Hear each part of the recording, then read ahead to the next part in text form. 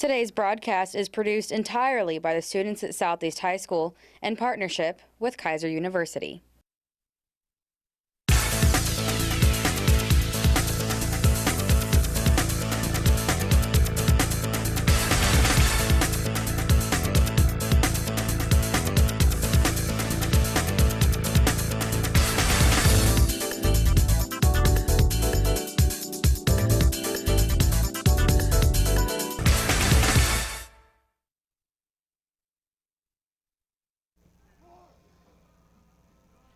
And welcome, and we are live from Southeast High School in Bradenton, Florida. SETV, Southeast High School Sports presents Southeast Seminole Baseball. We're glad to have you with us as the Noles take on Imagine Schools of Northport Sharks in this non-conference game for Southeast High's senior night.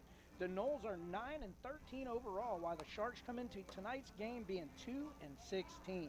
I'm Joe Collis, and I'll be calling all the action in tonight's game. And joining me tonight this evening is Ryan Clark with the color commentary. Coach, how you doing?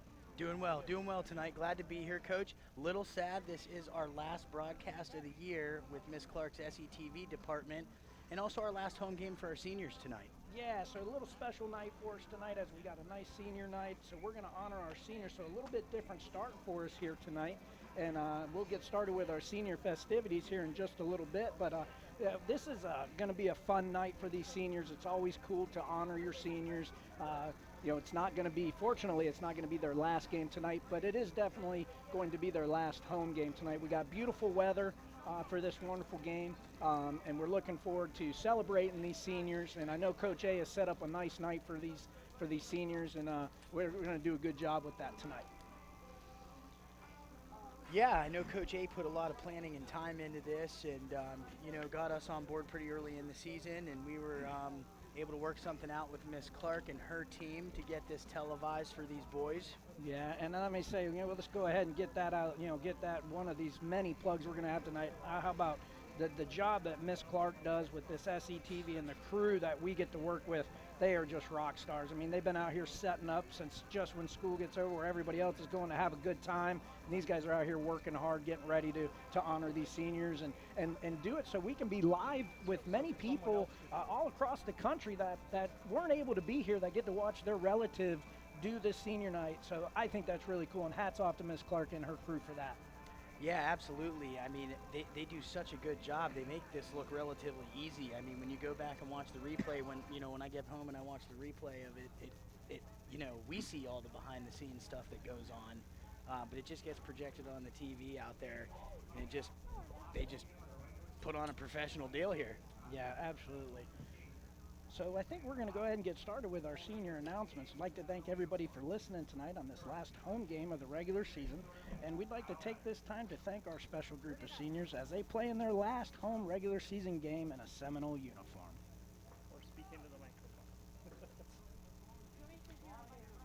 And for once, we are not having a technical difficulty on our end. We are having some new PA system technical difficulties, a little volume issue going on. So glad it's not us this time.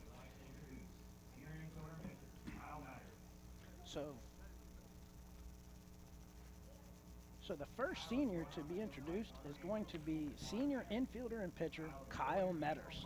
Kyle is joined on the field by his mother April and father Jeremy. Kyle is a 4-year baseball player who plans to attend MTC next year to become a mechanic. Kyle would like to thank Coach Harder and Mr. Platt for having a tremendous impact on his academic career here at Southeast High School. He would also like to thank his father Jeremy for teaching him about how to have fun with baseball through adversity. Kyle's favorite moment as a Seminole was the 13th inning walk-off win against DeSoto this season. Next, we would like to introduce senior outfielder Donald White. Donald is being escorted by his mother Shelley and father David. Donald is a 2-year varsity player. Donald would like to thank Mrs. DeCesar for always making sure he has a good day. He would also like to thank his grandfather who inspired him to play baseball after he had taken a break from playing the game. He plans to enlist in the United States Navy after school as a firefighter. Donald's favorite moment at Southeast was last season on senior night when he laid down a squeeze bunt for a walk-off win to send the 2017 seniors out with a memorable victory. Next, we would like to introduce senior outfielder Devin Stewart. Devin is joined by his father Don, his sister Jaslyn, and grandparents Richie and Liz. Devin would like to thank all of his teachers at Southeast for their support, but especially Mrs. Sizemore for her help with all of his college essays and scholarship applications. Devin would also like to thank 2017 Southeast baseball graduate Alex Quinones for having an impact on his baseball career, helping him find a balance by demonstrating hard work and the importance of fundamentals while having fun. Next year, Devin will be attending Amherst College to study biochemistry or biophysics. Devin is a four-year varsity player and a four-year varsity swimmer. Devin's favorite moment as a Seminole came last year when he was able to hold up the district trophy to help turn a new page in Southeast baseball history. He hopes that will open the door for many more to come. Last, we would like to introduce senior pitcher Daniel Dombrowski. Daniel is joined by his mother Audrey and father Joe. Daniel would like to thank his parents for having a tremendous impact on his playing career. He would also like to thank Mrs. Saltnider for her impact as his academic career here at Southeast. Daniel plans to attend Weber University next year to play baseball. This is his first season at Southeast. Dan's favorite moment as a Seminole came this year when we scored 7 runs in the bottom of the 7th for a walk-off win against district rival Bayshore. Thank you to all the seniors for providing hard work and leadership to the program. We wish you the best of luck in the future and hope you have a memorable rest of the season.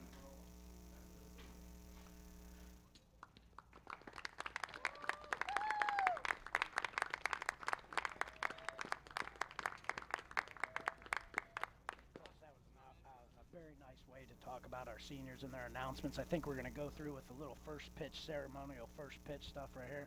Tell you what, Coach A is really doing a fine job with running this awesome night for these kids. Yeah, absolutely. You can tell that he put a lot of time and effort in thinking this through. I mean, to have each senior pick a representative to throw out a first pitch for them, really just class act. Good idea. Yeah, it's pretty cool. So, you know, they're going to do some first pitch announcements and some special things here, and this is pretty cool. And for the first pitch of this evening, they're going to welcome Audrey Dombrowski, Don Stewart, David White, and Jeremy Metters out in front of the mound. And as you can see, they're going to all throw out the ceremonial first pitch. And I'll tell you what, that's pretty classy of Coach A to do that. You don't really see this in very many high school organizations across the country, but this is very well done.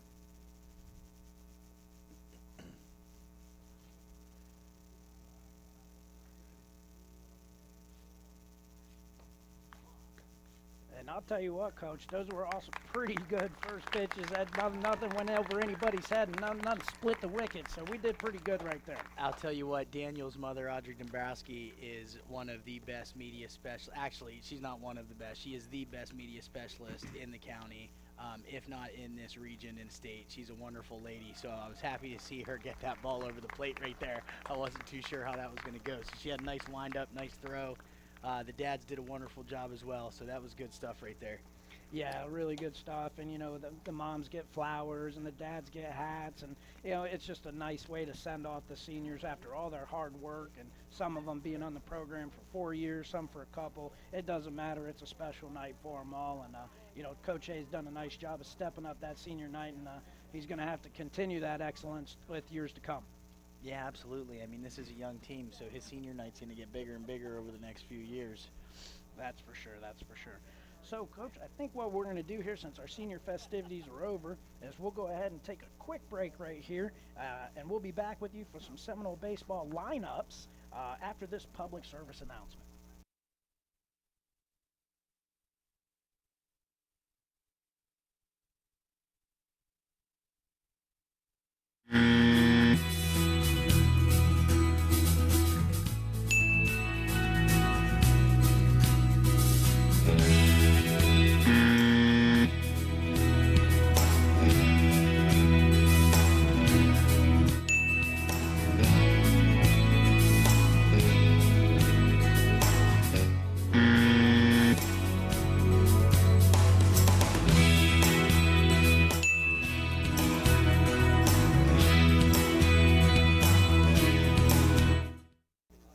And we're live back here at Southeast High School for some Southeast Seminole baseball going on tonight. Good night tonight for good old senior night. We just did a nice job of having our opening ceremony for our seniors, and now we're going to get ready to do some rocking and rolling and play some Southeast baseball. But before we do that, we'll go ahead and run through the lineups. We'll start off with your Imagine School in Northport Sharks. Leading off for the Sharks is number 10, pitcher Ethan Kalin. Batting second is number 6, shortstop Ben Cicchini. Batting third is number 18, center fielder Clay Bominger. Batting fourth is number 24, catcher Aaron Sheldon. Batting fifth is number 22, third baseman Anthony Lorenz. Batting sixth is number 11, first baseman Vince Sabors. Batting seventh is number 21, left fielder Jack Tutino. Batting eighth is number 20, right fielder Frank Pucci. Batting ninth is number 3, second baseman Ethan Collins. And the head coach for the Sharks is Steve Sabors. And now the lineup for our home team, Southeast Seminoles. Leading off for the Seminoles will be number 2, designated hitter Kyle Metters. Batting second is number 6, left fielder Donald White. Batting third is number 5, second baseman Caden Steffen. Batting fourth is number 10, right fielder Robert McConico. Batting fifth is number 3, the shortstop Fred Dariano.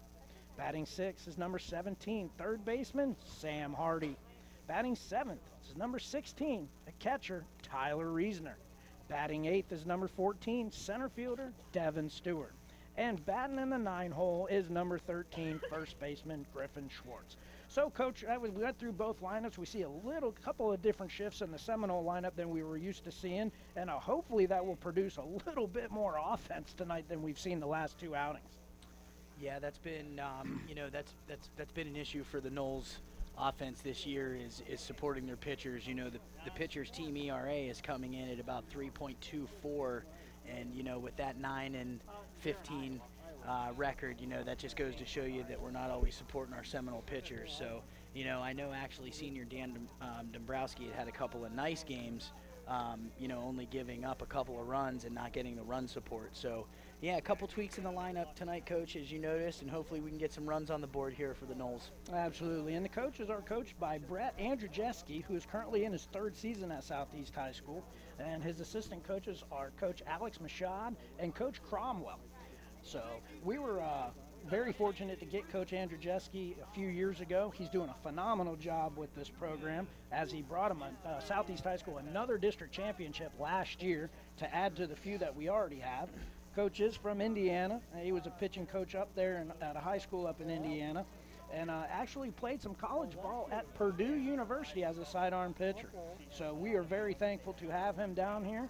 He was a part of that 2012 Purdue Big Ten championship that did include some big leaguers, Kevin Plawecki and Nick Whitgrim with the Mets and Marlins respectively. So Coach definitely knows what he's got going on here, and we're very, very blessed to have him. Yeah, it looks like JV coach Tristan Hughes has also made an appearance on the bench tonight. So he's got a nice group of coaches there, very relatable to the kids. As you pointed out, he was able to bring a district title back to the Noles here last year after a little bit of a drought. Yeah, definitely was a little bit of a drought from the days of Coach Phil Olson, who was a longtime Southeast Seminole coach who won a couple of back-to-back district championships, and then Coach Durrance, who was here before Coach A, he had won a district championship and even runner-up too. So it was good to get Southeast baseball back into their winning ways, and I know that Coach A is striving to do that some more. Very consistent coach. Gets along, the players just respect him so much. And I'll tell you another thing, Coach, that's very important, especially being an athletic director, is when your parents of your players are saying good things about the coaches. Yeah, you always want those things. So, obviously that keeps some of the trouble off of your desk, and then in turn you don't have to bring anything to my desk as an assistant principal, and then we don't have to take anything to the boss. Yeah. So that's great that we got, a good set of coaches that knows how to deal with our parents. And actually, we have a great setup. We have great parents, that help. They're all supportive of the school. They all show up and put in extra time for not just baseball, but they come out for all the activities that their kids are in. I mean, there's swimming, there's the IB program, and this group of parents really shows up and, does what the school needs. Yeah, absolutely. Coach has a great set of baseball parents, all the way from the varsity down to the JV, and that's not something that you have on a year in, year out basis. So very, very thankful to have those parents, and they're doing good things, and the future is bright for Southeast baseball. That's for sure. So A couple of keys tonight to the game here, Coach, is, and we've talked about this before, is a couple of things. You know, I always talk about defensively, we got to handle the baseball. Pitchers got to fill up the strike zone, and hitters need to stay in the middle of the field. So, you know, they've got to take care of the baseball tonight. We really need Daniel to have a strong start here, fill up the zone, and that's important for us. And like you said, offensively, we really need to swing the bats a little bit. Yeah, we'll see what kind of. I'm not sure. You know, I know they got districts coming up, and you got to handle the team in front of you. So it's going to be interesting to see what Coach A's plan is for that first district game. I don't know if Daniel Dombrowski is going to be on some kind of pitch count tonight. You know, a lower one than normal. You know, I know he'd like to see him go deep into the game, but we do have districts right around the corner. Well, you know, Coach, I was talking to Coach A a little bit about that, and I think Daniel's going to have kind of some free roam.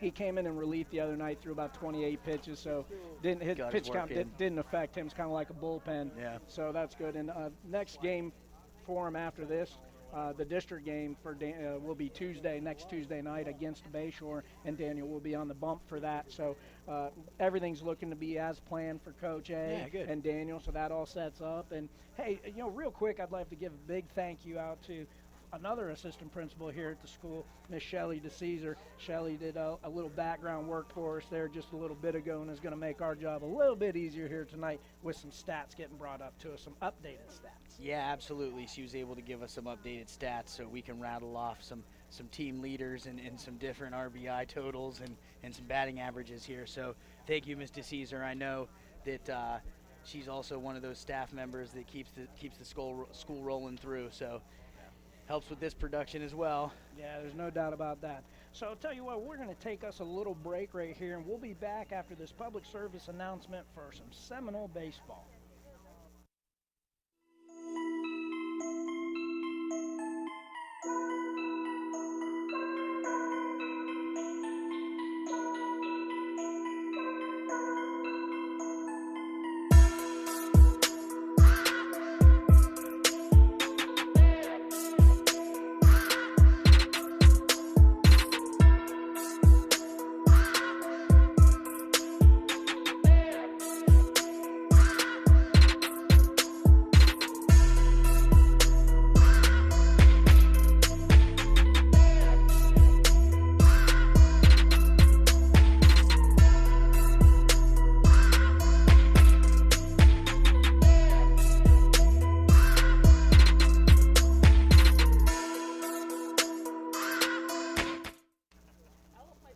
And we're live back here at Southeast High School for some Southeast High baseball.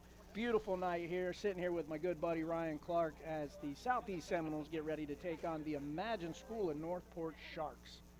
So looking at some of the stats here, Coach, this does look like a favorable matchup for the Seminoles, and hopefully they can get that offense going and leading right on into district play. Yeah, Imagine School of Northport still relatively new. I believe in the last 5 or 6 years they got the upstart on this program. So still working through some things, still building a program. You know, scheduling area, you know, some top-notch solid area squads to get that, you know, get that program built. Yeah, they are a charter school, so that's a little bit different than the traditional 9 through 12 school. They do have the different grade levels. I believe they have all the way from 6 through 12 on there. I'm not 100% sure on that one, but they are a combination school, and they can play some 7th and 8th. So that'll be interesting to see how young they are. Yeah. Well, shortly here we should be having a national anthem. I think we're waiting on the umpires right now. So as soon as those umpires get rocking and rolling and we get that national anthem done, it'll be time to play some ball. I'd like to welcome all the listeners from all over the place. We know we have a group of listeners up in Iowa and up in Indiana.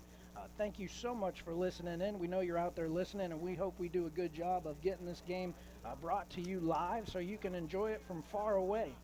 Some of our fans up there in Indiana are Coach A's mother and father, and that's Brian and Ann. They're up there in Westfield, Indiana, about 20 miles outside of Indianapolis.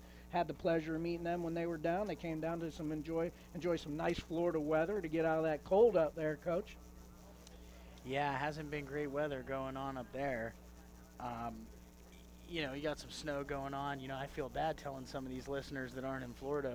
We're at a beautiful 74 degrees right now, and we've been in the mid 80s here lately with some sun. Yeah, sun's been awesome. Boat and weather. I've been out on the boat quite a bit doing some fishing.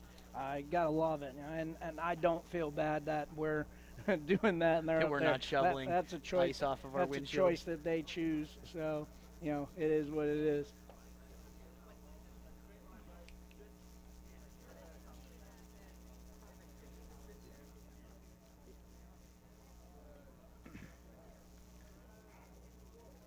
Yeah, Coach, taking a look at Imagine School, they actually start from the kindergarten level all the way up through 12th grade. So it looks like they have a breakdown of an elementary campus.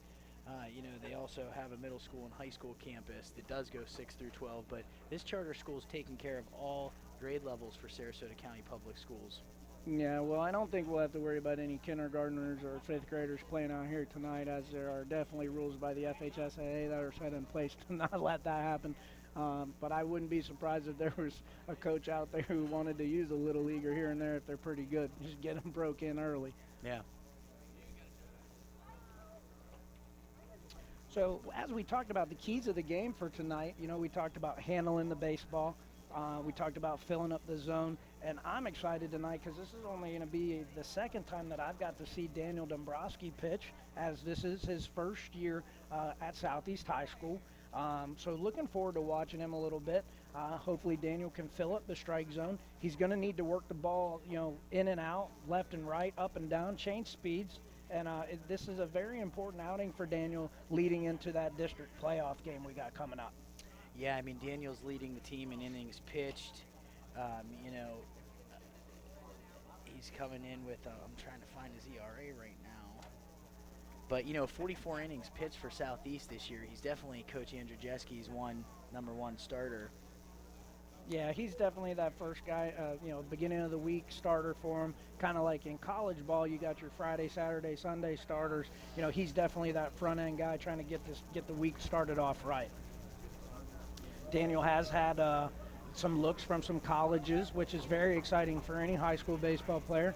That Weber College has shown some interest in Daniel, and him and his family took a nice little visit over there, so that was nice. His mother was telling me all about that. They were very happy with the visit, so hopefully those things continue to work out for Daniel, and if not there, hopefully somewhere. Yeah, absolutely. Daniel coming in the game with a 3.66 ERA, but only a 1-4 record. So, that 3.66 ERA, Coach, that's right about where you want your, high school pitcher. You'd like it a little lower, but, that very easily, could translate to a 4-1 record on some squads if you're getting your run support. Well, there's no doubt. And as a guy who was an offensive-minded coach when I was coaching, because I was not a pitcher, I got to believe that if I got to be able to go out and score 3 or 4 runs in a game. And if I do that, my pitchers better be able to do their job to, keep them limited to that, and we're going to go win a bunch of baseball games. But as we've seen in the previous 2 broadcasts, the Knowles bats have been very hit or miss this year, and unfortunately for us, on the 2 broadcasts we did do for them, they've been the miss. So we're looking forward to big things tonight. Yeah, you can't have more errors than hits. That's not going to translate well on the scoreboard. That's a very good point, Coach. It's never going to translate well. Definitely got to be able to, and that leads to the other point of the game. Defense has got to handle the baseball. So we're working into that, and that'll be good. So as we sit here and wait for the umps, I think they're about on their way. We'll go ahead and take a quick break, and we'll be back with Seminole Baseball after this public service announcement.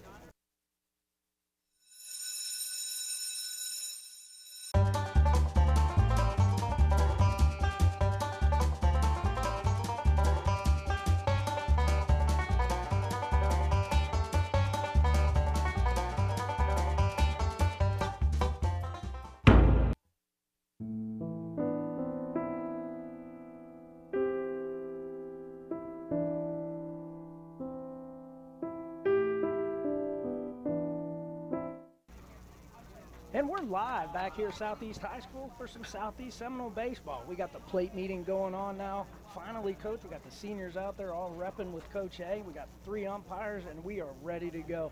So as they do this plate meeting, I think everybody's getting a little excited. See some smiles on some senior faces. Parents have done crying and put their flowers away, and dad's wearing their hats and shirts, and we're ready to play some baseball. Yeah, it's time to play some baseball here. So what we got all 4 seniors out there as co-captains. While Coach A looks for the coin flip, go over some rules. You know, and that's a good point you bring up, is a lot of people out there watching, they might not know because they haven't been a baseball coach or a baseball player to understand what's going on out there at that plate meeting. And what's going on at that plate meeting is they are going over some ground rules, like when it's going to be a dead ball, what happens if the ball goes under a fence, overhangs, etc. Those are the things that are going on in that plate meeting for those of you who do not know. Yeah, usually very informational for the visiting squad. I mean, obviously, as the Knowles home field, they kind of know what to expect here. Part of the home field advantage. This is to give the other team a heads up of what's in play, where these balls bounces, and what plays can be made from them. Absolutely. And it's good to know that we have our one and only Coach Carl, the best athletic trainer in the state of Florida, maybe in the nation here, as he did a little cameo appearance out on the field for us. So it's always good to see JK here at the baseball field. It was always great to see Coach JK, but even if you don't see him, you know he's here somewhere. Yeah, he's always here, that's for sure. One of the hardest working men at Southeast High School, and again, one of the best athletic trainers I've ever had the privilege of working with. Phenomenal guy, nationally known, and does a great job. Yep. So I think I also spotted some other Southeast Seminole legends in the crowd. It looked like Coach Harder made an appearance out there for senior night. Looks like we had Miss Nan Sizemore out there, wonderful English teacher, making an appearance. So we have the Seminole staff showing up here to support these seniors. Hopefully we can put on a show for them. Absolutely, and you know, it's not surprising to see Coach Harder out here supporting a senior night event. He was at the softball senior night event. Him and his wife always come out, and I'll tell you, we just had a heck of an ordeal with Coach Harder this past basketball season. 800 career wins. 800 career wins, Coach. Can you believe it? It's hard to believe. I really don't think that's going to be a feat that gets beat by anybody in Florida, maybe in the country. There's only a handful of people who have done that. Right, and you know, walking through that front lobby of that basketball gym, I mean, it's like taking a trip back in time. I mean, all of the Lady Seminole greats are up there, and most of them came back for that 800th win. That was another cool thing to see. Coach Harder interacting with players. You know, he hadn't seen 5, 10, 15, sometimes 20 years, and they come right back out, and it's like they didn't miss a beat. You know, they hug the man and get their pictures taken with him just like they were on the court last week, you know, practicing for him. Absolutely, and there were a lot of there was a lot of old Seminoles, new Seminoles, tons of alumni were there. That was really something, and I was glad to be a part of it. Very special. I felt very privileged to be a part of that as well. So I know our announcer here at the field is going through their lineup, so we're getting very close, I promise, to playing some baseball. But it's been fun to sit here and chat it up with you, Coach, and to have our viewers give them some insight on what's coming up with the game, who might be here in the stands. And, you know we got our Knoll Nation out there listening and watching the broadcast live. You know that Miss Suzanne Thies is a big fan, and she's out there watching. So hopefully she enjoys the game tonight, too. Yeah, that was a lot of commentating for the listeners to put up with. Hopefully we didn't get muted or anything, you know, while they're out there making their dinner or getting ready for the game. Well, we made it through. That was definitely a little bit challenging, but I think we managed okay for a couple of amateurs, that's for sure. You know, we do got a couple other things while he finishes up these lineups right here. You know, another thing that's going on right now that just kicked off, and we'll be giving you some live updates, is our girls flag football team is in Brandon tonight for the district final of flag football. Yeah, that's just an amazing group. They did really well against the area teams, and of course earned that district berth and go up there and win a game or two, and now they're playing for a district title. Yeah, and that would be the first title for flag football, and I think we're going to get ready for the national anthem. So if we would please rise for that.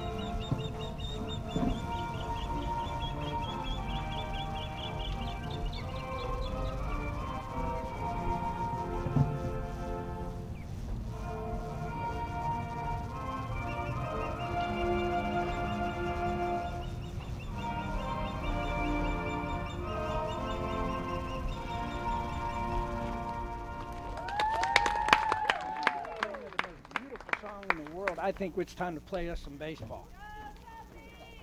Yeah, just, you had left off just before the national anthem. We talked about the girls flag football team, so I want to give a shout out to Coach Jeff Charlton, who was a member of the undefeated JV football coaching staff for the boys in the fall. Was able to coach those girls up to a district title. So great job, Coach Charlton, and we will update the Seminole Nation as your assistant coach, Miss Tish, sends us some updates. So I got to give Miss Tish a shout out too. I know that she helps run my discipline office, and she also assists the athletic director's office when needed. Yeah, she's a big help to us also. We're very thankful that she'll be blasting some texts to keep us updated on that flag football game, and we're looking forward to that. And tell you what, after that long senior festivities and 30 minutes of airtime before, we're ready to play some baseball. So Daniel Dombrowski warming up out there. Again, I think it's very crucial that Daniel starts off this game with, fill in the zone, pitch to contact, let your defense work, and then hopefully that defense does do its job and backs him up. Yeah, he's done a really good job this year of filling up that strike zone. He's been doing his job. Yeah, he does. Daniel does a good job. Record doesn't indicate the job that he's done, but he's an 80 to 83 guy with a fastball, got a little bit of a breaker, and has really developed a lot this year under Coach Andrzejewski. Yeah, leading the team in strikeouts with 54 strikeouts as well to only 12 walks. So not bad in 44 innings of appearance. No, not bad at all. So now we're ready to start things off here, and leading off for the Sharks is number 10. That's pitcher Ethan Kalin.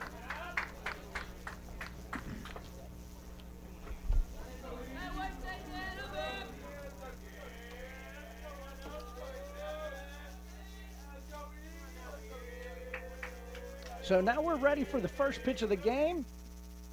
And we've got one pitch, one swing, and one out. That's right where you want to be. Well, that's a great start. Couldn't ask for anything better. Now batting is number 6, shortstop, Ben Cecchini.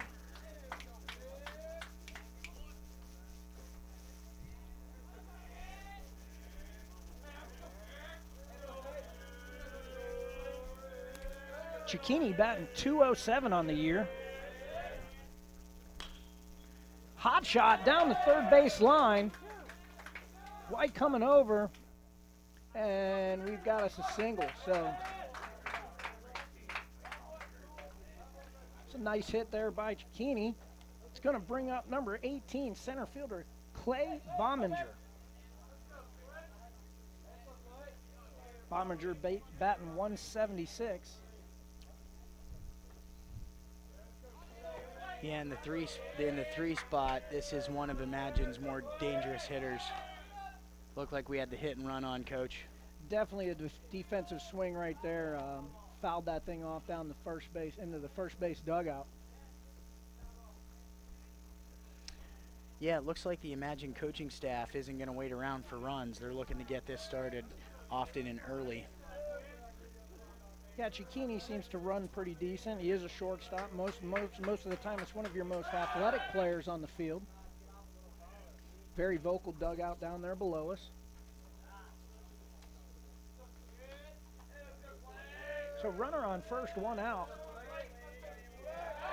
Daniel throws over again. Runner back safely. What I don't want to see is Daniel spend too much time worrying about the runner right here. Focus on getting that hit or get your ground ball right there. It's a shortstop. And not going to be in time for the double play, but definitely got the lead runner. So that was a nice play by Fred Dariano over to Stefan for the 6-4 fielder's choice. Yeah, made that double play a little closer than I thought it was going to be. Did not get the double play, but made it closer than I thought it was going to be. Nice little play over there. And that's going to bring up the 4-hole hitter, number 24, catcher Aaron Sheldon.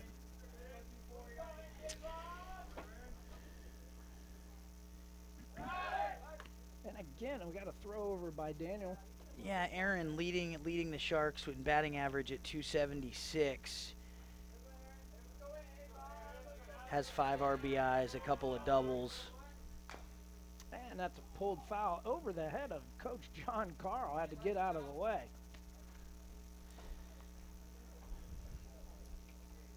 So Daniel looks good early in this inning and in this game, filling up the strike zone, getting a lot of swings, and that's what we talked about when we started this thing off.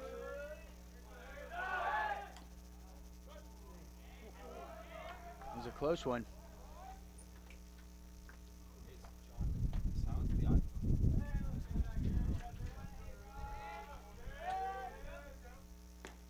And that's a ball up.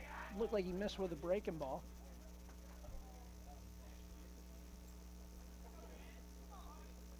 So 1-1 count, 2 outs, runner on first.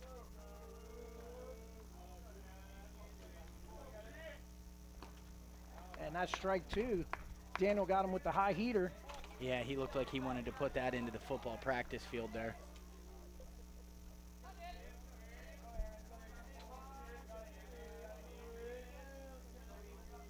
So Daniel way ahead in the count.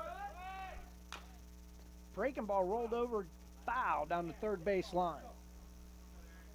Daniel, good job getting out in front of that guy right there. Changing speeds early in this game. Seems to be filling up the zone rather well.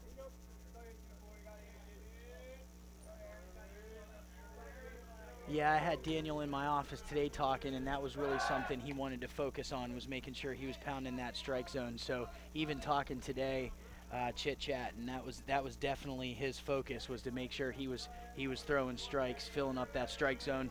And you know, the big game for him, his last start at home, and he gets the strikeout to end the inning right there. Great job by Dombrowski. That's exactly the start that we needed right there.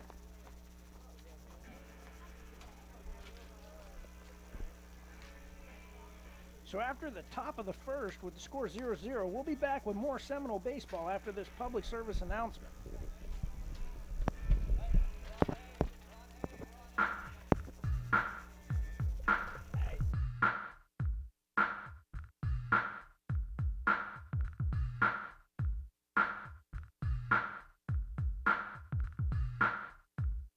Hey, what's up?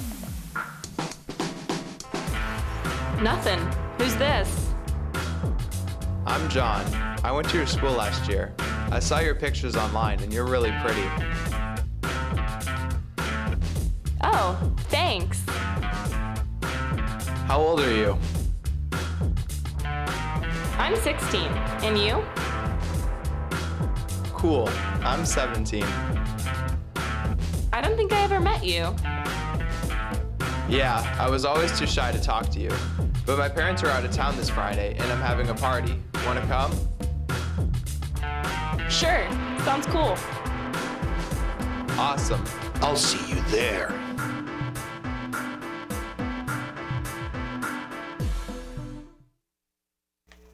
And we're live back here at Southeast High School for Southeast High Seminole baseball. We're going into the bottom of the first inning. Score 0-0. And leading off for the Seminoles is going to be the designated hitter, senior Kyle Metters. Yeah, Kyle coming in with a .354 average on the season, scoring 14 runs, 13 RBIs, and 5 doubles.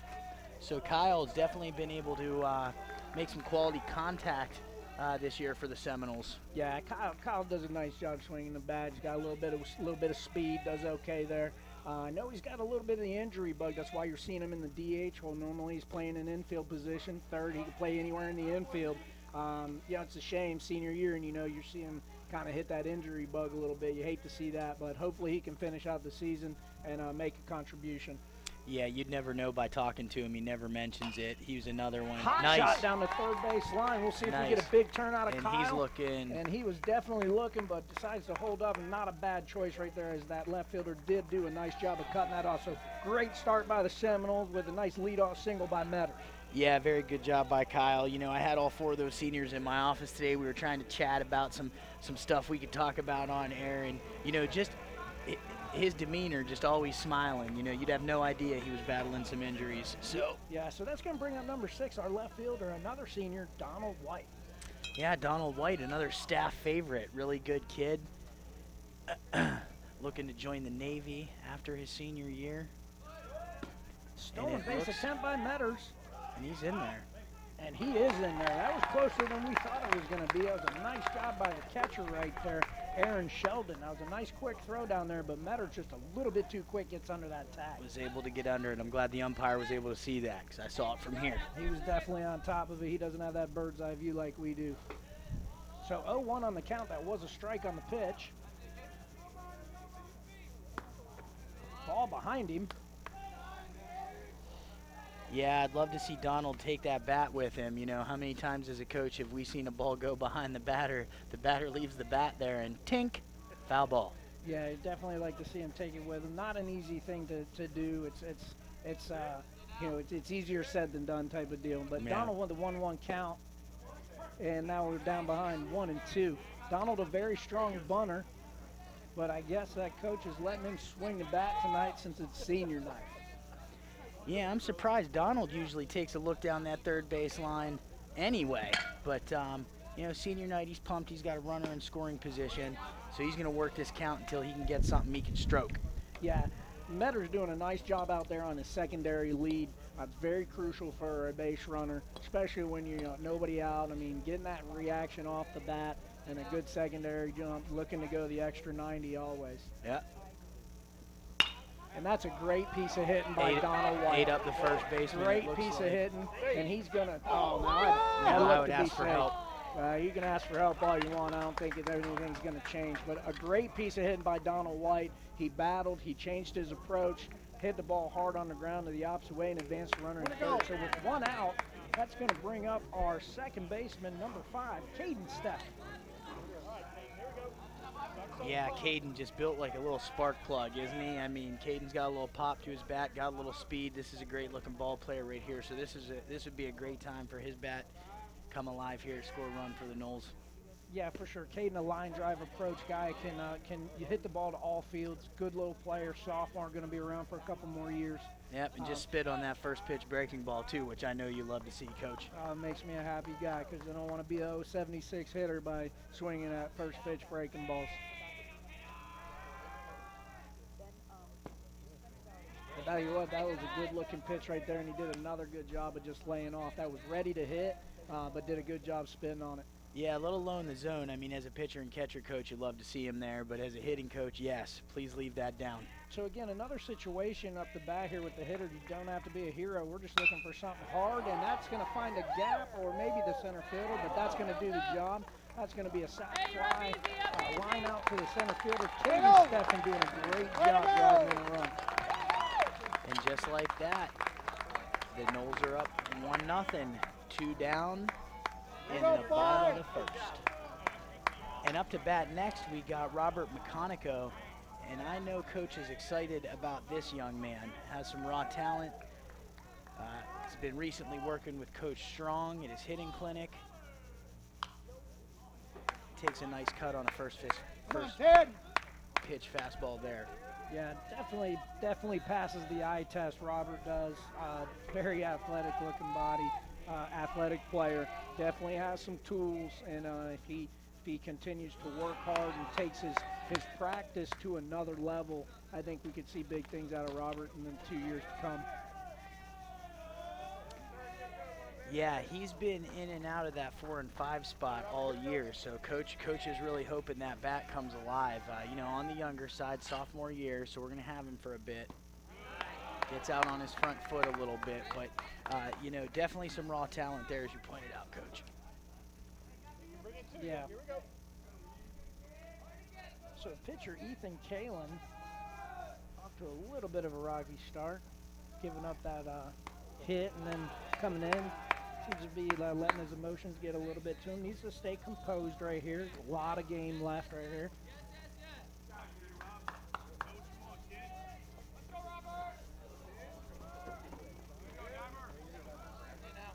So Robert sits in. What a hitter's count right here, 3-1. He's got to be stalking a fastball. And there's that fastball, and he lets it go by. So he must have thought it was a little bit out. It's kind of hard to tell from here sometimes. But I don't know about you, but I'm not going to sit there with that bat on my shoulder. You got that weapon in your hand. Let's do some damage with it. Yeah. And that's going to be ball 4 to McConico. So another base runner for the Noles, and that's going to bring up freshman shortstop Fred Dariano. So McConico with good wheels at first. You got 2 outs here. Maybe look for Coach A to do something. Try to get this guy over in the scoring position for Fred. Yeah, you pointed out a bit of a shaky start for Mr. Kalen here on the bump for Imagine, but he is leading the team with a 2.33 ERA, so he does know how to get it done on the bump. He's a good-looking little pitcher. Definitely is not his first time on the bump. He looks like he's got a good idea of what's going on out there. Knowles just need to keep doing the job with the sticks. Yeah, Ethan Kalen coming in with 14 Ks to 2 base on balls, so pretty good ratio there. Yeah, he's definitely a strike thrower, guy who fills it up, probably pitches to contact. And Fred with a little bleeder right up the middle. That's going to get down there for the second hit of the inning and the game. So even though it wasn't hardly hit, we will take it. That's definitely a better start than we have seen in the past. And that's going to bring up freshman third baseman Sam Hardy, another good-looking young player for the Noles. Yeah, this is a great little situation here for the young pup. He does have a runner in scoring position. You got Mr. McConico out there at second base, so Sammy can put one in play here, have a chance for a run. Well, Sam's been putting in the work, not just only here at our Southeast High baseball practices, but I was doing my student parking lot duty the other day where the car riders come through, and Sam gets out of the car with a baseball bat and batting gloves in his hand. And I said, "You get a new bat?" Sam goes, "No, sir, I've just been working over the weekend." So he's getting some extra time and getting some hitting lessons and getting in some cage time. So that's good to see from a young player. Yeah, always willing to work. I know you and I did the College Board AP bubble party with the students, and Sam was sent down to help out. And I said, "You know what, Sam, I think we're just going to practice blocking some balls." He said, "Sure thing, Mr. Clark." So you got to love that. Yeah. Well, just joking, Sam, just joking. We preach about it as coaches all the time. It's not so much what you're going to do at practice. It's who's willing to put in the other time away from the game, or away from your formal practices, away from your games. It's up to you, Right. And I know another thing we talk about as coaches is the player coachable? Are they open to your coaching and your teaching of the sport? And, Coach A has a really good group of kids that are open to all suggestions, whether it comes from the AD or Sam wears one there, wipes it off, heads down to first base. That one right there, that was up and in, just hit the big guy in the tricep, and he just wore it, no big deal. Yeah, we heard that up here. It was quite the smack, even with our headsets on. And that's going to bring up catcher number 16, Tyler Reisner. Tyler, as of late, according to Coach A, has been swinging a pretty decent bat, so that found his way into the lineup. Yeah, I know Tyler has split some time behind the plate with Sam, and he's also split some time at DH. He always kind of finds his way into the lineup, so it just goes to show you if you're swinging the stick, the coach is going to find you a spot. Well, and that's a good piece of hitting right there. That's going to catch a little bit foul, but there's another thing, not only hitting it, being a good hitter and staying hot, swinging the bat, but also having a good eye and being disciplined, and Tyler is third on the team in walks. Yeah, I know with that pitch right there, definitely on the outer third. Sometimes with high school players, they like to pull everything or yank it down the line. He went right with that pitch and put it where it should have been put. Yeah, nice, just a few feet foul. Yeah, a nice relaxed approach by Tyler. Does a nice job. Gets a little bit jammed right there. Maybe we can get an error right here, and we almost do. And Tyler, being a catcher, just didn't quite get there in time, but did put the ball in play. So, hey, that was a good start for the Noles, scratching across the first run of the game. So at the end of the first inning, with the score of 1-0 in the favor of the Noles, we'll be back with more Seminole baseball after this public service announcement.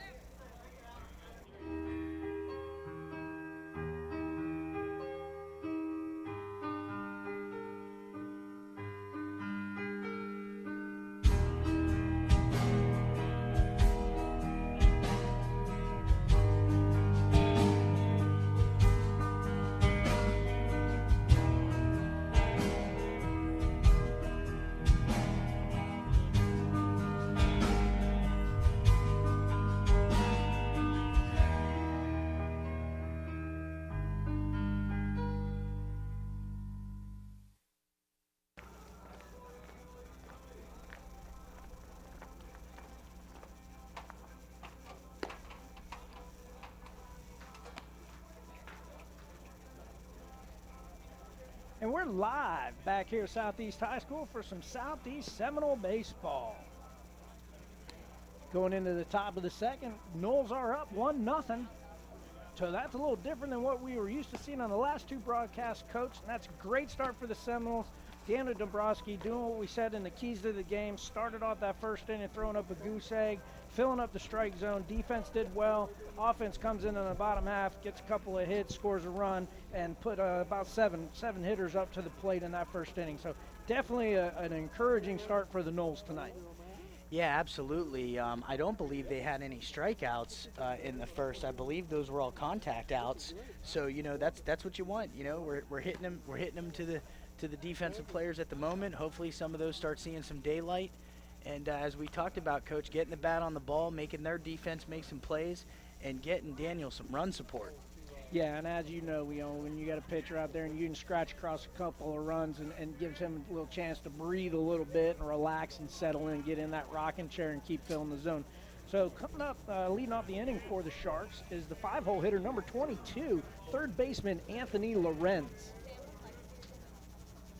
Yeah, Lorenz coming in with a .212 average and 37 plate appearances. Nice job by Daniel jumping out in front again. Strike one. Work hard, work ahead. I like it. He got us a swing. Fly ball to our first baseman. And Schwartz handles it for out number one of the second inning. Yeah, Coach, this is this is a tough field to play defense on. Those pop flies getting that sun. You see a lot of Seminole players, if they're not wearing glasses, they're usually starting in their ready position with that glove side up by that face. But Mr. Schwartz able to take care of that, move on to the next batter. Yeah, and that next batter is going to be number 11, first baseman Vince Sabors. And I've said it before in other broadcasts, and I've said it when me and you coached together before. They have never called the baseball game because the sun's shining. No, they do not. And a jam job by Dombrowski, just gets by him. Stefan charges and doesn't quite get the throw there. Great backup by Tyler Reesner.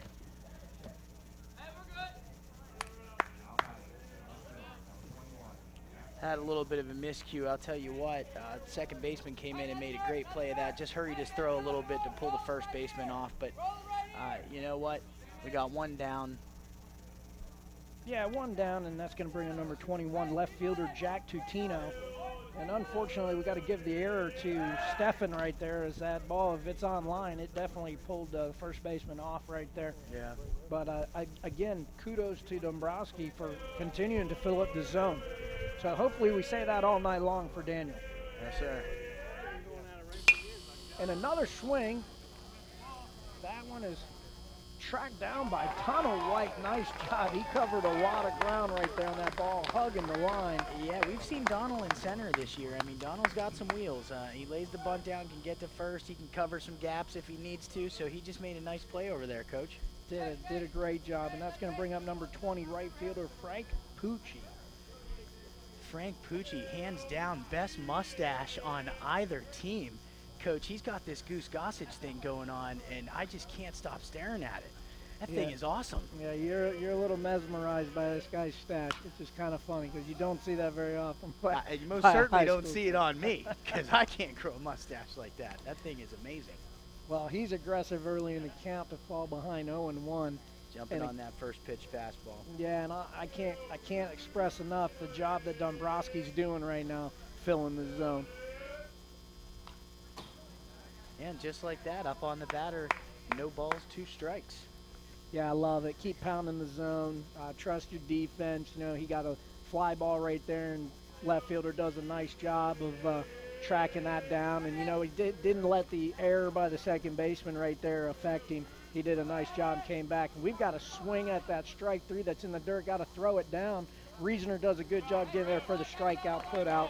Yeah. And a good job there by Reesner sticking with it. Coach, right before we cut to break or cut to the service announcement, not sure what we're going to do here, but that's one thing I love about Daniel Dombrowski is you don't see him get down ever on the mound. You know, we've watched him play a couple games, not always the run support, couple errors behind him. High school kids can get down really quickly on stuff like that, and Daniel just keeps plugging away. Yeah, it definitely has a good demeanor out there on the mound, and that's not something you always see from a young high schooler. So. But if you haven't done so, you should like the SETV Facebook page. You can find it on facebook.com/SEHS Television. Not only will you get reminders and direct links to all of the events that Southeast Television broadcasts live, but you will also get notices of the other activities that our SETV students are involved in. And while you're at it, share the Facebook link with your friends and family. That's facebook.com/SE Television. You can also find all that information on the website, setv.news. So going into the bottom of the second inning, the Noles are carrying a 1-0 lead. And I'll tell you what, it's very encouraging to see, Coach. And let's hope that we can put another 7 or 8 batters up to the plate this inning and keep this thing going. And starting that off for us right now is going to be number 14 center fielder, the speedy Devin Stewart. Yeah, the Noles did a great job last inning getting through most of their lineup. You know, that very easily could have been a crooked run inning. You know, Imagine was very lucky to get out of that inning, only giving up 1 run. So hopefully the Noles bats can pick up where they left off. That looked like that one hurt. That was off Devin's ankle there, but he's all right. Yeah, but he's aggressive early, and I like that. I like seeing that. He's, you know, seeing a fastball, attacking a fastball, Yeah. and that makes me happy as a hitting guy. So 0-1 count to Stewart. And a base hit in front of left fielder. Couldn't see it off the bat. Wasn't going to get there anyway. That was a base hit all the way. So yeah, nice line drive to left. So again, the Noles start off the second inning just like the first with a base knock. And that's going to bring up the 9-hole hitter, first baseman number 13, Griffin Schwartz. Schwartz plays a fantastic defense over there. Good young player. Another phenomenal kid. Yeah, coming in at a 196 average, but only in 46 at bats. Does have 11 RBIs and a double on the season. So this would be a great time to add to some of those stats here with a hit or two. Looked to be a hit and run on there, and unfortunately didn't get it down, and Devin is dead in the rights at second. That's a nice throw by the catcher right there, Aaron Sheldon. So a caught stealing by the Noles on a failed hit and run. Yeah, that's a tough one to take. You'd like to see your batter at least get a piece of it, you know, because it didn't look like Devin got the greatest jump. Well, and as you know, on a hit and run, you're not always supposed to get a the best jump. It's handling the bat from the hitter. He's got to protect you a little bit. Yes, sir. So Griffin down 0-2. I do like his approach at the plate. It's pretty free. It's not stiff, very relaxed. Sometimes the numbers and the stats don't always show what the type of hitter he is. Oh, no, especially with a high school season. You know, it's so quick. It goes in 22 to 25 games. And, you know, with baseball, it can be such a streaky sport. You know, if you're not feeling it for 5 or 6 games, you just ate up a quarter of your season. Yeah, definitely a game of peaks and valleys, as we preach to kids for years and years, and you just got to try and stay on an even keel the best that you can. And battling tough is Schwartz with a 2-2 count. Coach A with a nice play over there at third. It didn't look like a pitcher right there. He kind of looked like a shortstop. Yeah, he sure did. You know, not many coaches come out of that third base coaching box to come up with a play. No, I always did, and if I made an error, I just said, well, I was never an infielder, I'm an outfielder. So that's a strike 3 looking by Schwartz, and I normally don't get on umpires a whole lot, as my father was one for 15 years. That ball looked to be down and out, and didn't look like a very good pitch to call him, ring him up right there. Yeah, it was a breaking ball, Coach. I don't know if it started in the zone and it looks like it dropped out to us, but I would agree with you. It looked a little low. I'm not sure they've called that yet tonight, but you know, maybe we can get a couple of those for old Daniel Dombrowski when he gets out there. As long as it goes both ways, that's all that matters. And that's going to bring up the leadoff hitter, Kyle Metters, who singled in his first time. again, I don't get on the umpires a whole lot. It's a respect thing. They got a tough job to do. 50% of the time they're making somebody upset because that's just how that game works. Yeah. But you can learn a lot by watching where a catcher catches a baseball. And when the catcher reaches across his body and pulls the ball out of the dirt in the other batter's box, it tells me that that might have been a missed pitch. Yeah, not so much at the high school level, Coach. Obviously, at the next level, your umpires are looking for that. You miss your spot. Sometimes you miss your spot still over the plate. The umpire says you missed your spots. That's a ball. Yeah, you find that when you get in the upper level NCAA D1 ball and definitely in the minor league and pro ball, in the big leagues for sure. Those guys, if they miss by half an inch, that's a lot to them. Metters takes another strike to even it up 2-2. So Deuces Wild on the board, 2 outs, 2 strikes, 2 balls, and we're in the second inning. And Kyle also scored the only Knoll run of the night so far for this 1-0 Knoll lead. Yeah, it has a stolen base on the night and a run scored, so he definitely did his job as a leadoff hitter in the first. Reaches for that one right there, just trying to battle and do something, and that's going to be a fly out to the shortstop. So that's the end of the second inning with the score 1-0 still to Knowles, and we'll be back with more Seminole baseball after this public service announcement.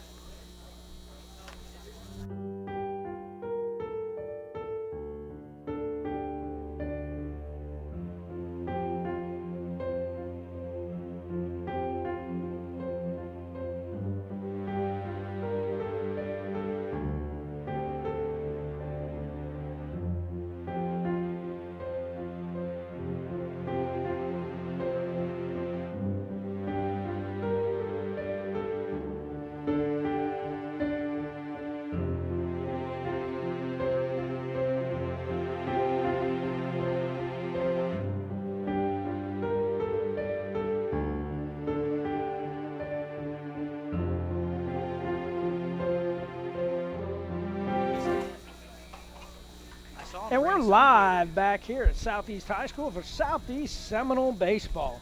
The Knowles lead it 1-0 going into the top of the third.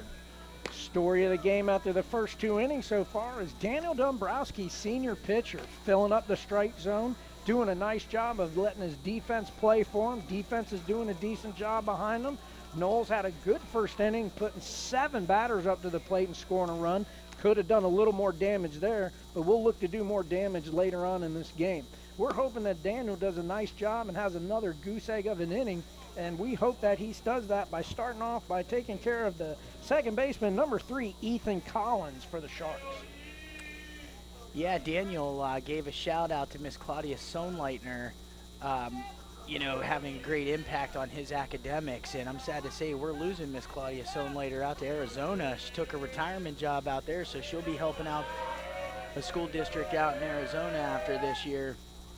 Well, I do have to take a moment right now and apologize for totally butchering her last name during the senior announcements. I had never seen that name before, never had to pronounce it, so my apologies, but thank you for setting me straight right there. So a ball won by Dombrowski to the 9-hole hitter, Collins.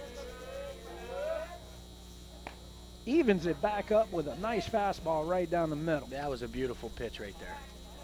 Yeah. I thought it was cool, Coach, that these seniors gave shout-outs and props to some of the Southeast Seminole instructors and staff who had an impact in their life. And I just think that that's really cool. And we've got a weak fly out to Fred Dariano right there for an F6, bringing back up the leadoff hitter, number 10 pitcher, Ether Kalin. Yeah, this staff, we're just so lucky to have so many experienced, wonderful staff members. So many programs here. We give Miss Clark's TV production team a shout out, but you also got things going on here like Mrs. Clark and Mr. Platt's TSA program, Miss Robin Labor's IB program. Mr. Buckley has his ag program out there. I mean, there's just so much going on with this school with so many great teachers, not just sports. Yeah, no doubt. Just some great people here at Southeast High School, and it's a pleasure to work with them, doing a fine job here. So quick 2-0. Dombrowski falls behind to number 10, Ethan Kalin, who is the starting pitcher and leadoff hitter for the Sharks. So I'd like to see Daniel even this thing back up, and that's a good start right there with a fastball in the outer half. Yeah, what's interesting about Daniel is it doesn't look like he ever gets tired. I feel like his velocity might be picking up a couple miles per hour as this game goes on. It's possible. There's definitely guys out there that do that. Hitter shows bunt. Daniel didn't like it, threw it up and in. Don't think it was intentional, but anytime you got a guy squaring around, showing bunt, sometimes it's a distraction to a pitcher. Yeah, I'm not quite sure Daniel's at the point in the career where that up and in on a bunt show is intentional. Comes right back and gets in on the hands and gets them to foul off over our heads over the press box. Now let's hope that this game right here, we keep the ball out of the press box. Yeah, our last couple broadcasts, Coach, you almost lost your teeth one game, and I think our announcer almost lost his scalp in another game, so you got to be heads up here. Yeah, there's no doubt. So full count. And that's the first walk of the night for Dombrowski. Going to bring up second hitter, number 6, shortstop, Ben Cicchini. Yeah, Cicchini, one of 2 lefties in this Shark lineup. Coming in with a 207 average, a couple of RBIs. So hopefully Daniel Dombrowski can get a ground ball here. And we've got a courtesy runner for the pitcher that looks to be number 7, Duffy. Bunt down the third base line. Dombrowski fields. Nice play fielding his position with a strong throw to the diamond. Bare hand, Coach. For out number 2. So the runner does move up, but a great play by Dombrowski for the second out. Going to bring up the center fielder, number 18, Clay Bominger.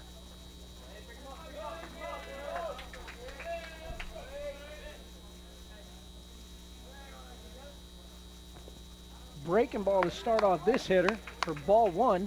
Great job by Reasoner blocking that up.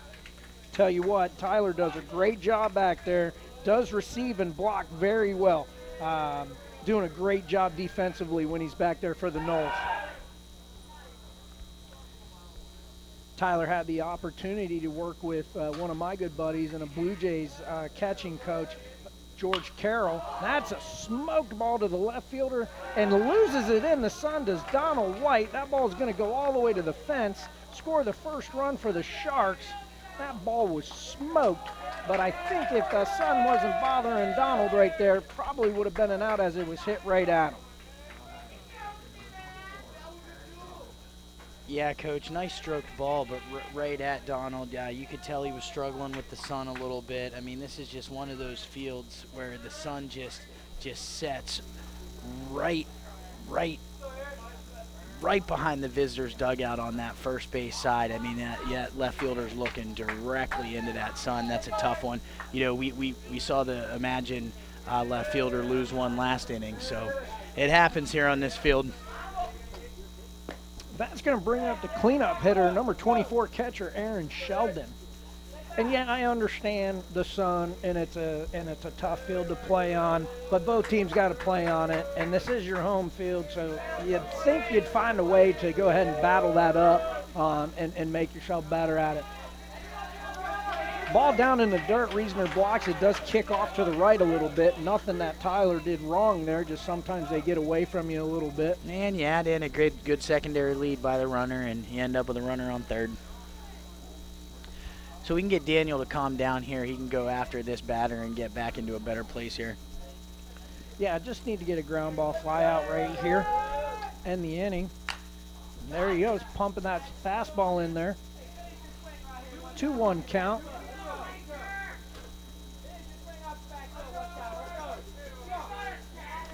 And unfortunately for both teams, they are going to have to battle with that sun just a little bit longer. I'd probably say another 15 minutes or so. But you just got to find a way to work around it. Even up the count, 2-2. Big swing by Sheldon. Daniel went up in the strike zone with the fastball. Coach A has got a plethora of pitches to choose from here.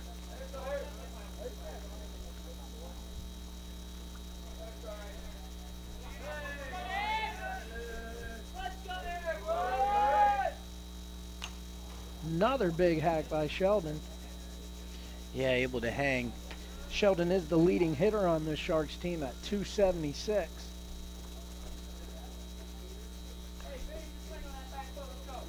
So Dombrowski battling here in the top of the third. Does have 2 outs and a runner on third. Needs to make a quality pitch right here and strand that runner, leave him there.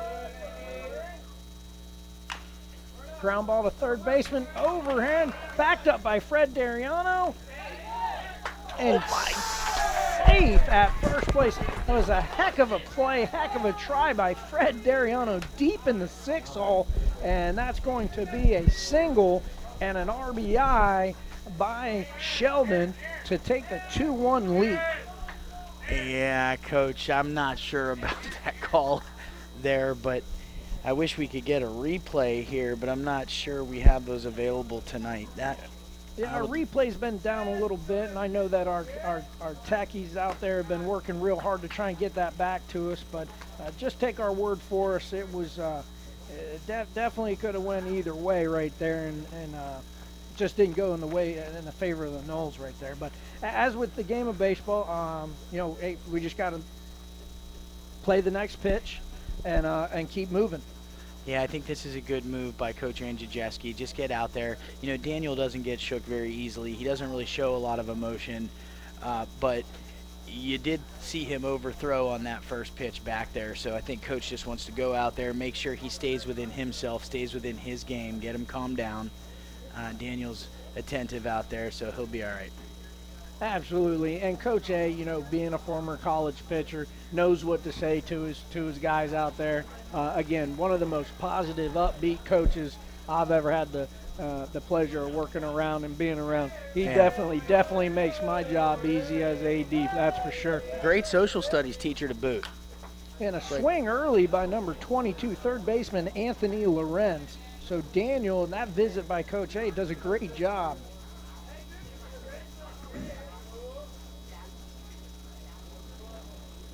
So if Daniel can get us this third out, get that offense back in there, who is definitely off to a better start than we've seen. Great pitch by Dombrowski. Throw down by Reasoner a little bit late.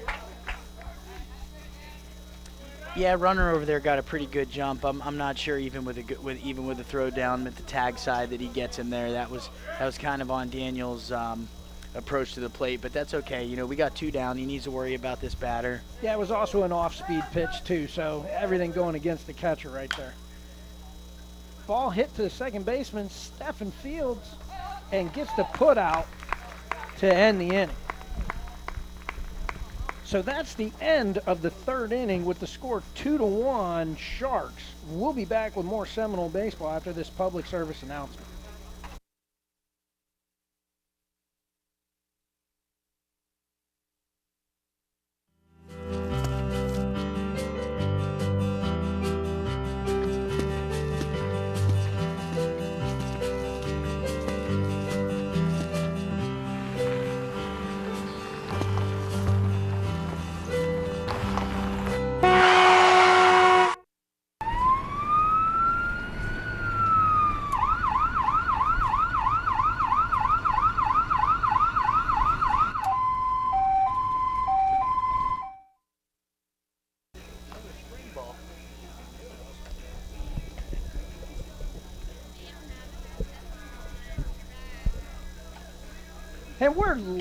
And we're live back here at Southeast High School for some Southeast Seminole baseball. Noles trailing going into the bottom of the third, 2-1. Yeah, Coach, one of our last home games here, depending on what happens in the district before we get back into football season, spring football coming right back up. I think we're in today was day 3 of spring football. Yeah, definitely a busy time of the year for me and being the AD here, and looking forward to the football season coming up and new football coaching staff on there. Coach Brett Timmons, the new head football coach, coming in for Coach West, who did a great job for us, and wish him the best of luck in his new adventures and whatever he does, but also excited to see what the Knoll football team can do this year. Yeah, absolutely. So leading off for us is number 6 left fielder Donald White. Donald getting after it, not happy about that missed fly ball an inning or two ago. So you could tell he took it out on that baseball with a line drive single. Yeah, nice job with a base hit through the 6 hole right there. Going to bring up second baseman number 5, Caden Steffen. Caden's been playing some nice second base. See if we can get that stick going here. So looking through my stats here, Coach, with that hit by Donald White, every senior batter has a hit on the evening. That's Wow. pretty cool. That is pretty cool, Coach. Great job of note-taking over there, too, Coach. Wow, that is why I'm the color guy. I actually think I'm the color guy. Well, whatever. I'm the lead guy. That's what There it you is. go. Who cares? So, Caden takes a strike right there. But a nice job by Donald leading off the inning. We talk about that. Even though you're not the number 1 hitter in the lineup, that doesn't mean you won't be the leadoff hitter sometime in the game. Can't ask for a better response after a team puts up 2 on you to take the lead. Let's get our leadoff runner on there. Donald did a great job of getting the job done. Jumped on a first pitch fastball, put it into left field, and now the Seminole offense has something to work with. Yeah, absolutely.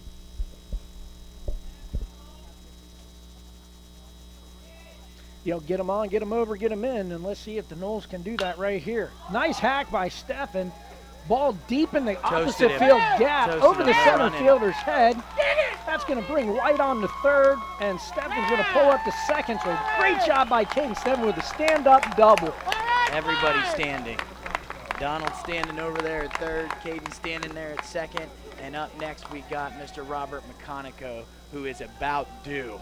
Definitely. I did a great time to talk, though. Everybody gets excited. Caden hits a big double over the center fielder's head, and that is all exciting and everything. But sometimes you got to bring yourself back to the moment as a baseball player right here, and nobody out, runner on second and third. Got to be smart. You have got to, without a doubt, one of those runs has to score, but both of them should score. Right. And that's as simple as you don't need a base hit right here. Handle the bat and hit the ball the other way. Yeah, Ground ball the other anything way. to the right side, Coach. I mean, you've got a great situation right here as the Sharks decide to go infield in early in this game.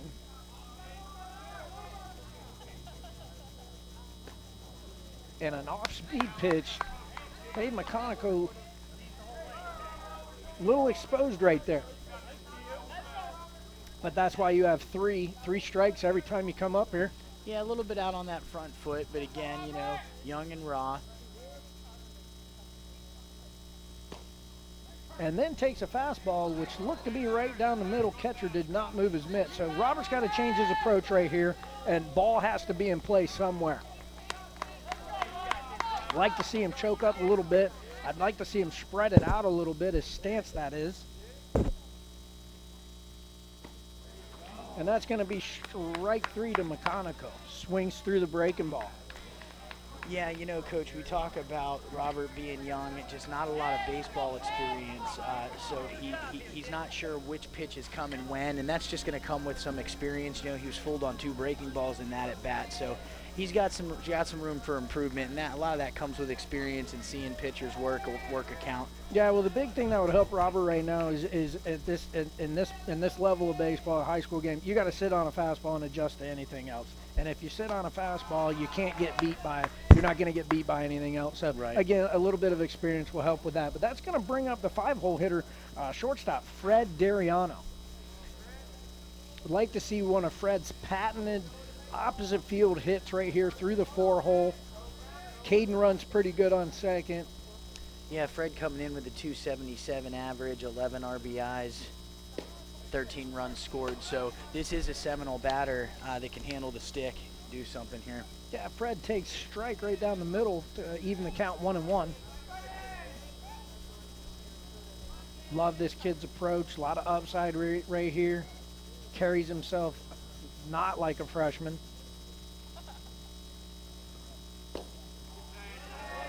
And a 2-1 count right there. Good eye by Fred Dariano. You know, I do want to say congrats to Southeast player Austin Jenkins.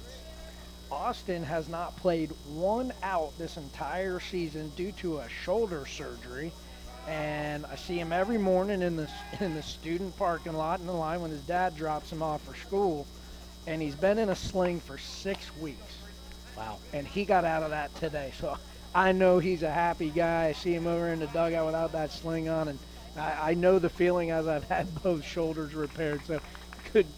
Very happy for that young man, and that's another good one. And that'll be good for the Noles coming back next year, as he's a very good outfielder. Yeah, yeah. Good job by Fred, battling that off, fouling that off, and battling right there. 2-2 count. Yeah, he's having to deal with a couple of breaking balls here back to back. So freshman's doing a decent job handling the stick right now, fighting for another pitch. Well, and that's all you can ask for right there is just to keep handling the bat, flick until you get yours. Flick it away, flick it away, flick it away.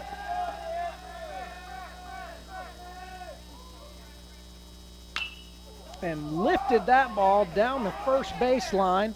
First base, second base, giving it a charge and does not come up with it. So Fred has new life.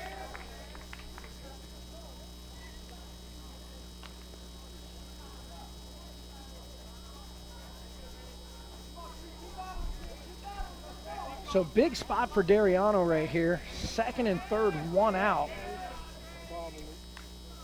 After Ethan Kalin came up big with a strikeout to McConico for the first out of the inning. Pitcher comes set. And yes, he did. So Kalin comes up with 2 huge strikeouts after giving up runners on second and third, and that's going to bring up third baseman number 17, freshman Sam Hardy, who was hit by a pitch in his first at-bat. Yeah, this would be a great time for the freshman to come through right here. You know, putting your first 2 runners on in an inning to try and respond, and then taking 2 Ks is just a real deflator. Yeah, well, that's why you have 3 outs in an inning, so maybe Sam can come up with something big right here. And that's strike 1 fastball by Kalin.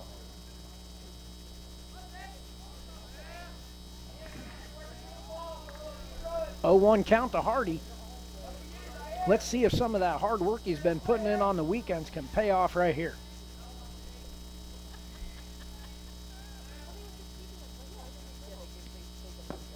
Ball 1.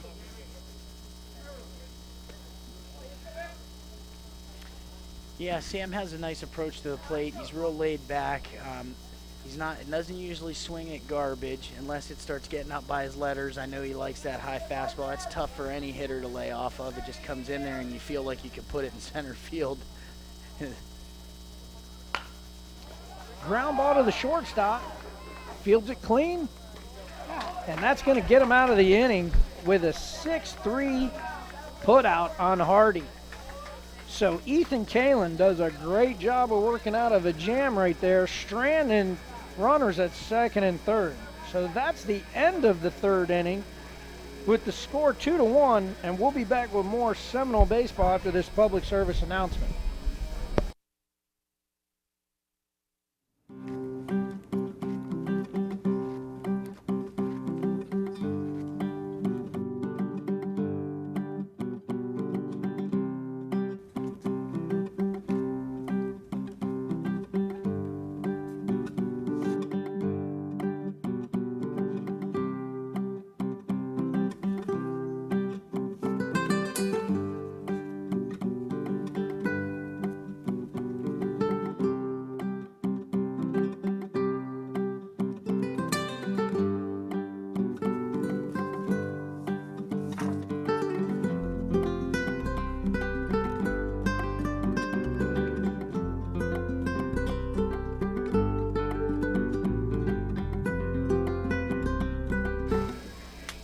And we're live back at Southeast High School for some Southeast Seminole baseball.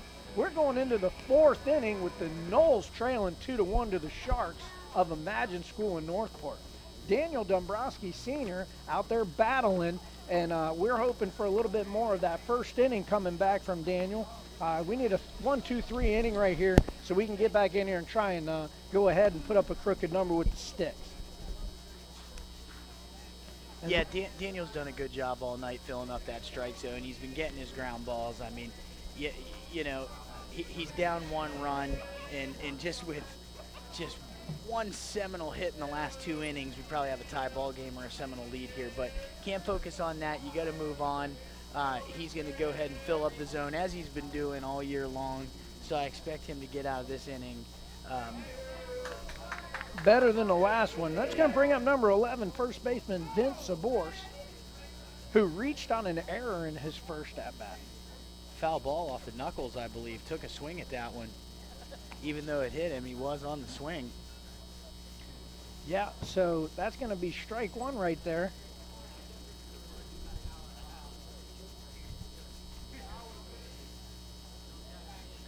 You know, again, I'd like to give a shout out to all of our Knowles out there listening on Knoll Nation. I know we got a lot of alumni out there chiming in or listening in from all over the place. We got Ed Richardson from Richardson Stinton Roofing out there listening. Old time Knoll, good friend of mine. Glad he's out there listening. And Daniel bounces right back, doing a great job right there with 0-2 count. And again, Tardy on the swing. Schwartz giving it a chase. Not going to get there.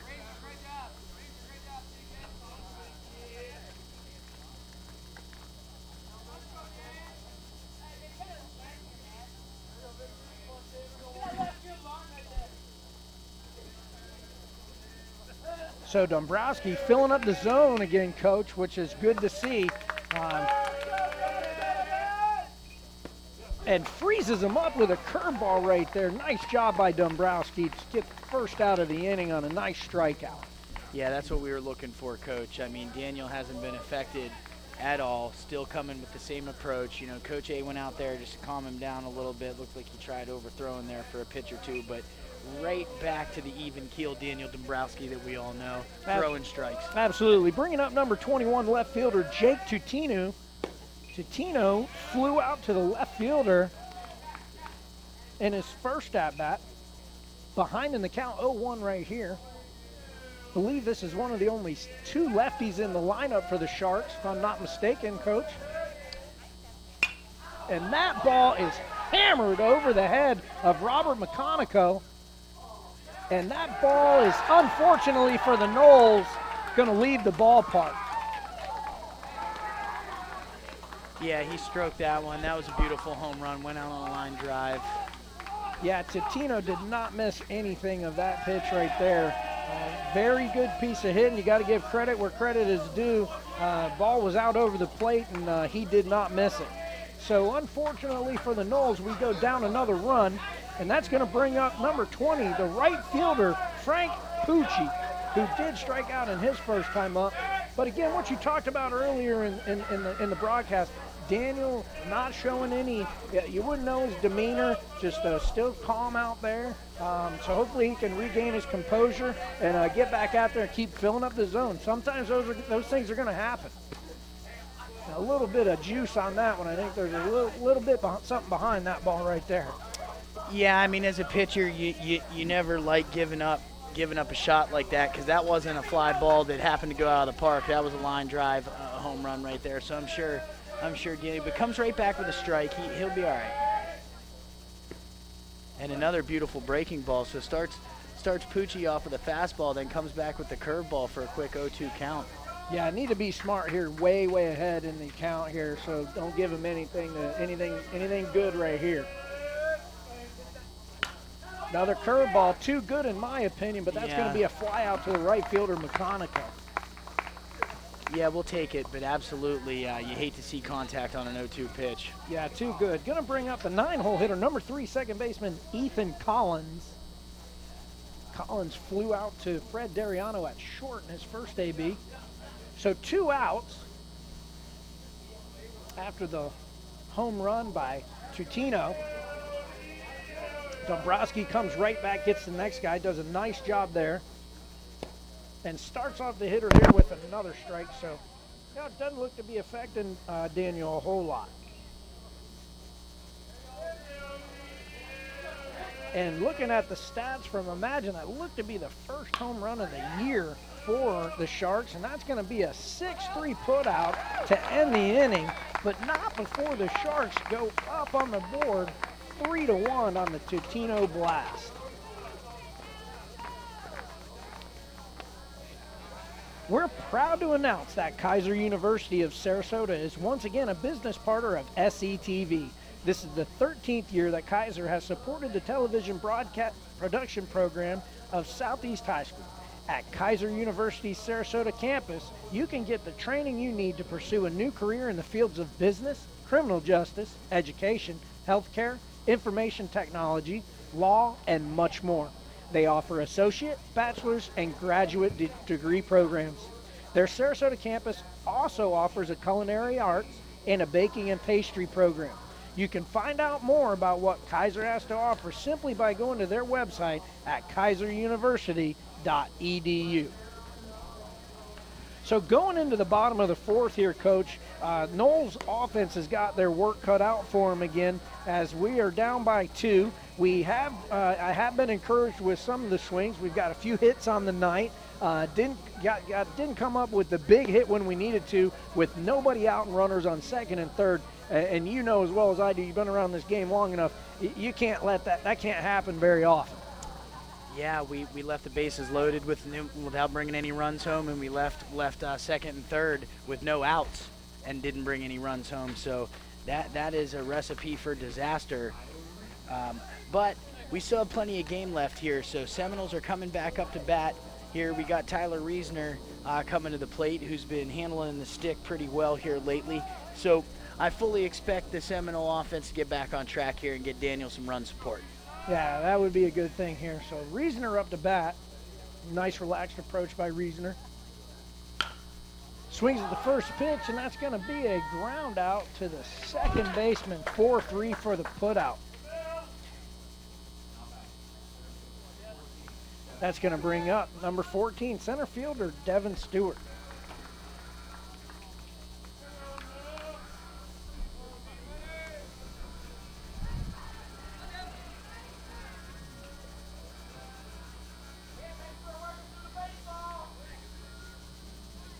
So Devin, with a single in his first time up to bat, and then caught stealing, swings at the first pitch. A little bit long with his swing right there. Devin, a great kid, great kid. You won't find any better student kid. Very respectful, has big things coming to him. I believe he's going to, is it Amherst College? I think is where he's going off to school, Coach. And he's majoring in something like bioengineering or where's our note sheet at? I'm not even sure I can pronounce what he's going to school for. Yeah, he's definitely got a bright future ahead Biochemistry or biophysics, Coach? Well, a ground ball back to the pitcher. That's going to be 1-3 for the putout. So a quick 2 outs by the Noles here in the bottom of the fourth. Going to bring up number 13, first baseman Griffin Schwartz, who K'd in his first AB. So lots of things can happen with 2 outs, and let's hope Griffin gets us started right here. We'll take a base knock of some sort, or any kind of base runner at this moment.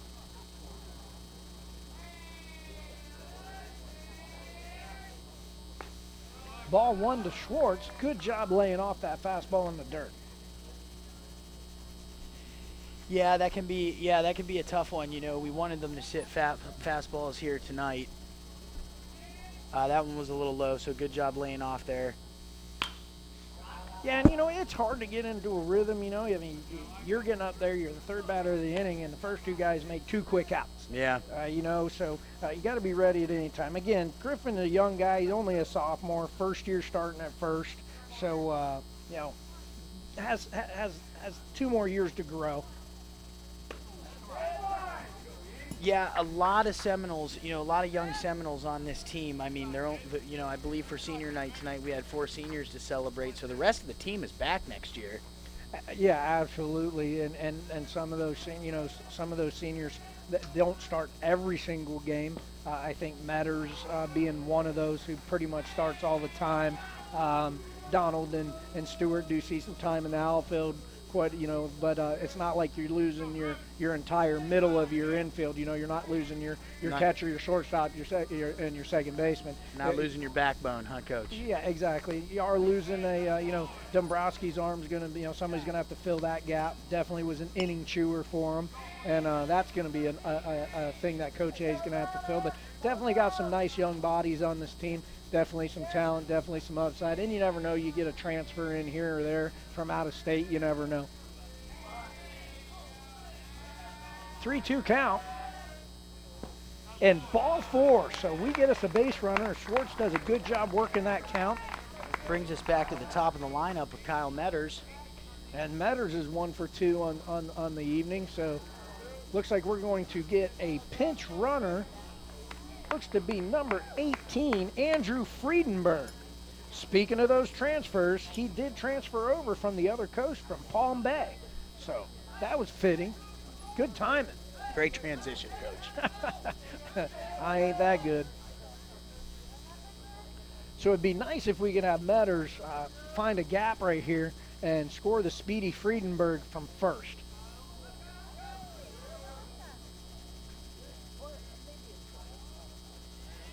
Yeah, it's nice to have your leadoff hitter up here with 2 outs, start a 2-out rally. You'd like to do that. Swinging at the first pitch, could be a hard ground ball to the shortstop. Goes to first. And that's going to be 6-3 put out for Metters right there. So the Noles got nothing cooking in the bottom of the 4th. That's the end of the 4th inning with the score 3-1. And we'll be back with more Seminole baseball after this public service announcement.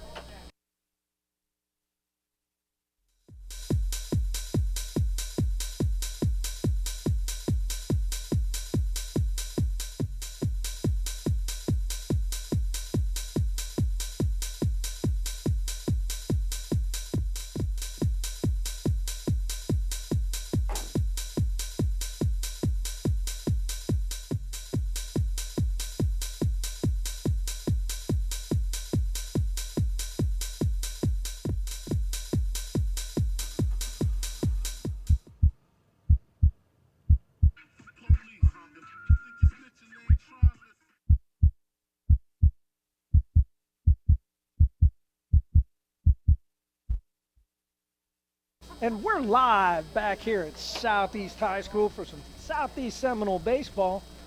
Going into the top of the 5th inning, Noles trailing 3-1. Daniel Dombrowski, senior pitcher, still towing the bump up there for the Noles. Has only given up 3 runs. And all we need, Coach, is just a shutdown inning by Daniel, and then we've got a few cracks at it with the sticks and get right back in this thing and win us a baseball game here on senior night. Yeah, I mean, he had a relatively quick inning last inning outside of the home run to, who was that? Was that Tanucci? No, that was Totino. Yeah, Totino, yeah. excuse me, Totino. That's okay. Yeah, but other than that, I mean, he worked his way through that inning rather quickly outside of that one fastball. Yeah, so we're going to have the leadoff hitter, number 10, pitcher Ethan Kalin, up, who is a ground out and a walk on the night. Daniel goes ball 1 to him. You know, Ethan Kalin is a good-looking little athletic ball player. Been doing a nice job up on the bump for the Sharks, holding the Noles to 1 run on the night. I think he's batting around 200 for the season. Not a lot of super statistics by the Sharks, but you wouldn't know that watching the game they're playing tonight because they're up 3-1, and they got a guy who left the yard and went big fly. Nice swing right there by Ethan. Comes up empty, but I did like the swing. It was very aggressive. Yeah, nice swing on that pitch, and that gets Daniel and the Seminoles back into the count with a 2-1 count. Get a strike on the board here. See if he can work his way through this batter. Well, the one thing we've seen is Daniel continue to stay battling out there. He's battling. He's competing. He's not crawling in a shell. He's still chucking it. Yeah, right there. He just hit the outer third of the plate for another quick strike for a 2-2 count. So here we are, evened up. And the 2-2 pitch on its way. And looks to be a foul ball down the third baseline. Hardy giving chase and not going to be able to get there. So Ethan Kalin lives to see another pitch. Good job by Dombrowski pounding the zone right there.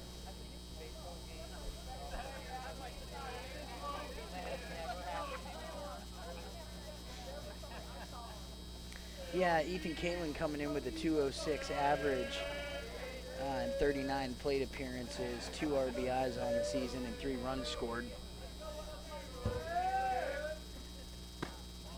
And that ball did miss by much. Must have been a little up and in, but good job by Dombrowski right there. Yeah, maybe a little bit high, but definitely on the inner third of the plate. So let's see what Daniel comes back and goes after here. Another fastball, and I'll tell you what, this is a good battle by Kalin, and good to see Daniel battling right there with him. Yeah, absolutely. Not afraid to fill up that strike zone, coming right back to pound the zone.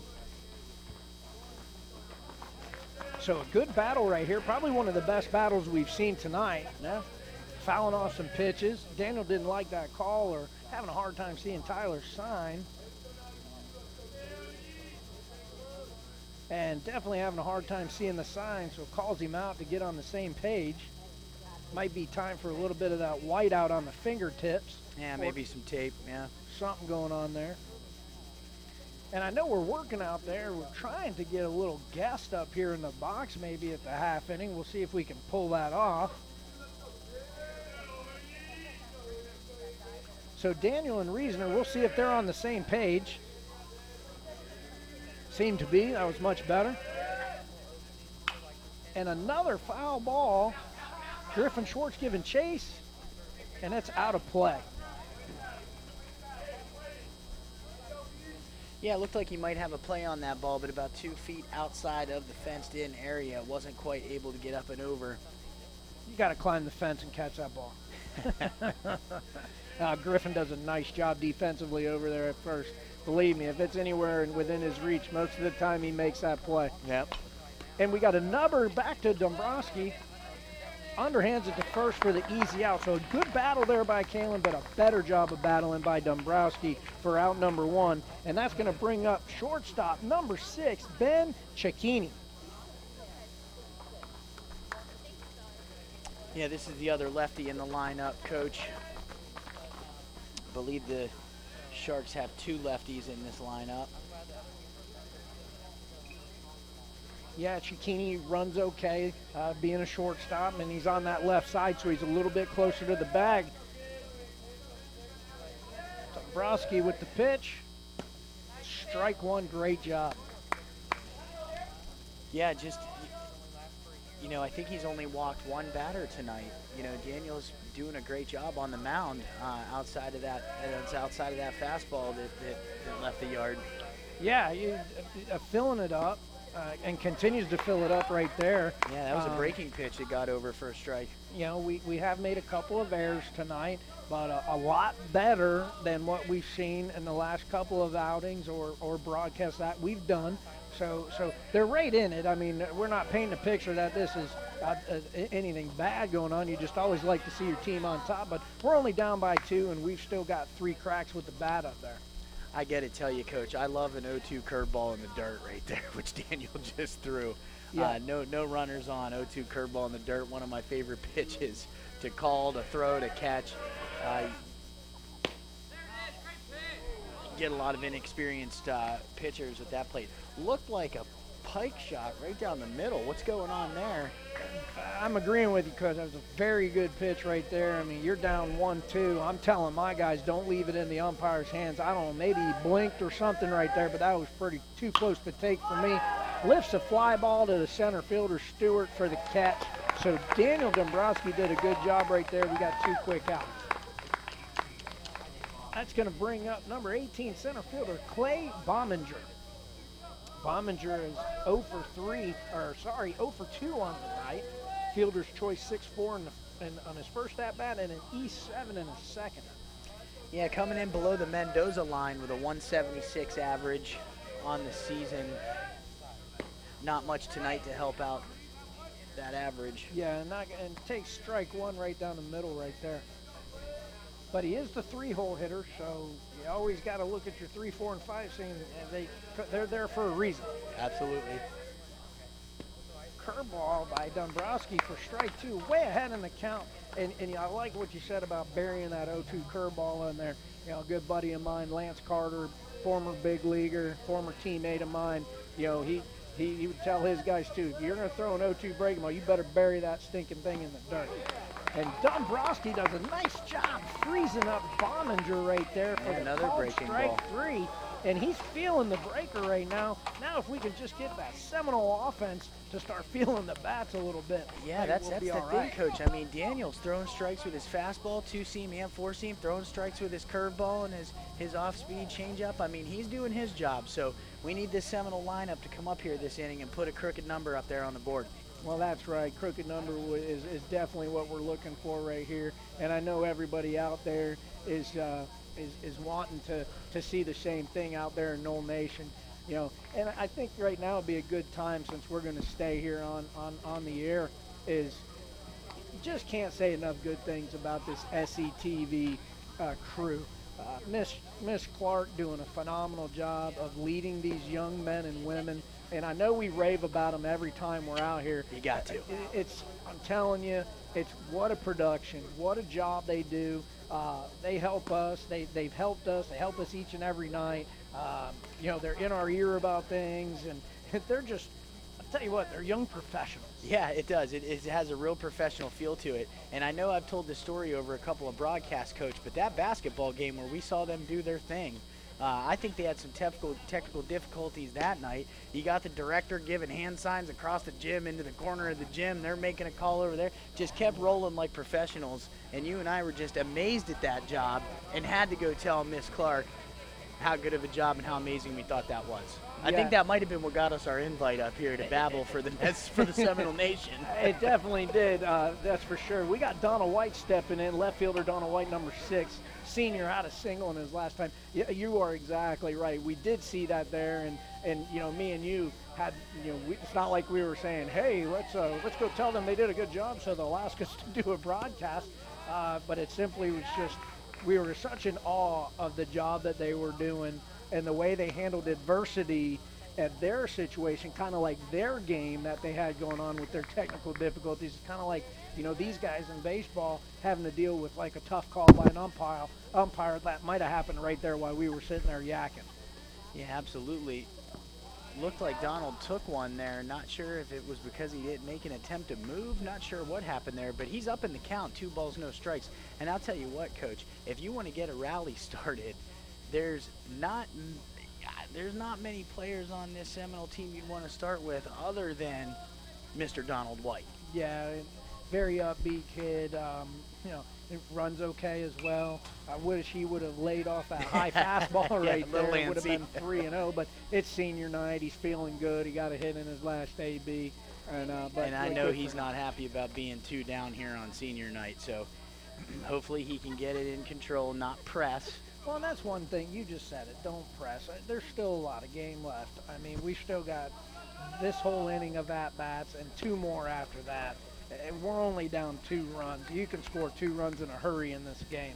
So definitely no need to hit the panic button. There hasn't been a need to hit the panic button at all night. No, 2 evenly matched teams. I know their records don't show it, but on paper, these are 2 evenly matched teams.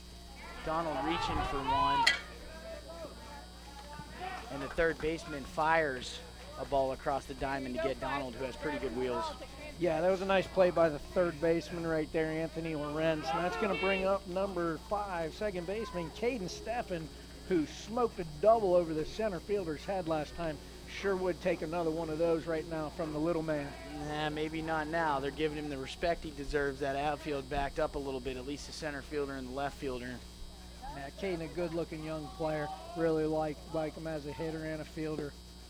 Takes ball 1 right there.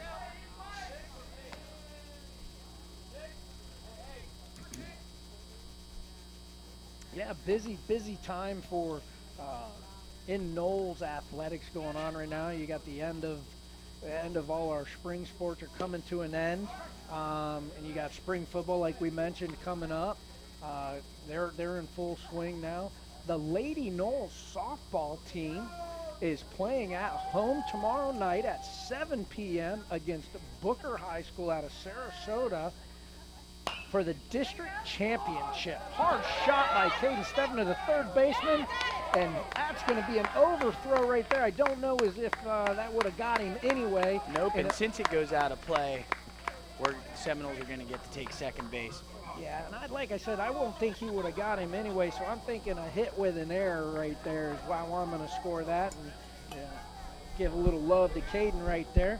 That's going to bring up number 10, right fielder Robert McConico. 1 out, runner on second. Let's see if McConico can redeem himself from his last time up the bat when he had nobody out in second and third. This is a great time to erase that memory. Absolutely. And come out swinging early with a hot shot, little bit down the third baseline. But I like to see the aggressiveness and the hard line drive. Yeah, I'd like to see him lay off that breaking ball and wait, and wait for that fastball to come in. That I know one thing that we used to teach our kids, Coach. Those 3, 4, and 5 hitters need to really be looking fastball and adjust to that curveball or that breaking pitch when it comes in. Yeah. So kind of back what I was saying, just to give a little love to the softball team. Been playing very well, and looking forward to the game tomorrow night. And hopefully, according to Coach Howells, that would be the first district softball championship at Southeast High School. So hopefully that'll happen. Girls have had a very good year, undefeated in the district. So looking forward to that tomorrow night. So baseball tonight, softball tomorrow night, flag football going on right now. Do we have any scores on that? The Lady Knowles flag football team did lose by 13 to Brandon, so that's a district runner-up for them.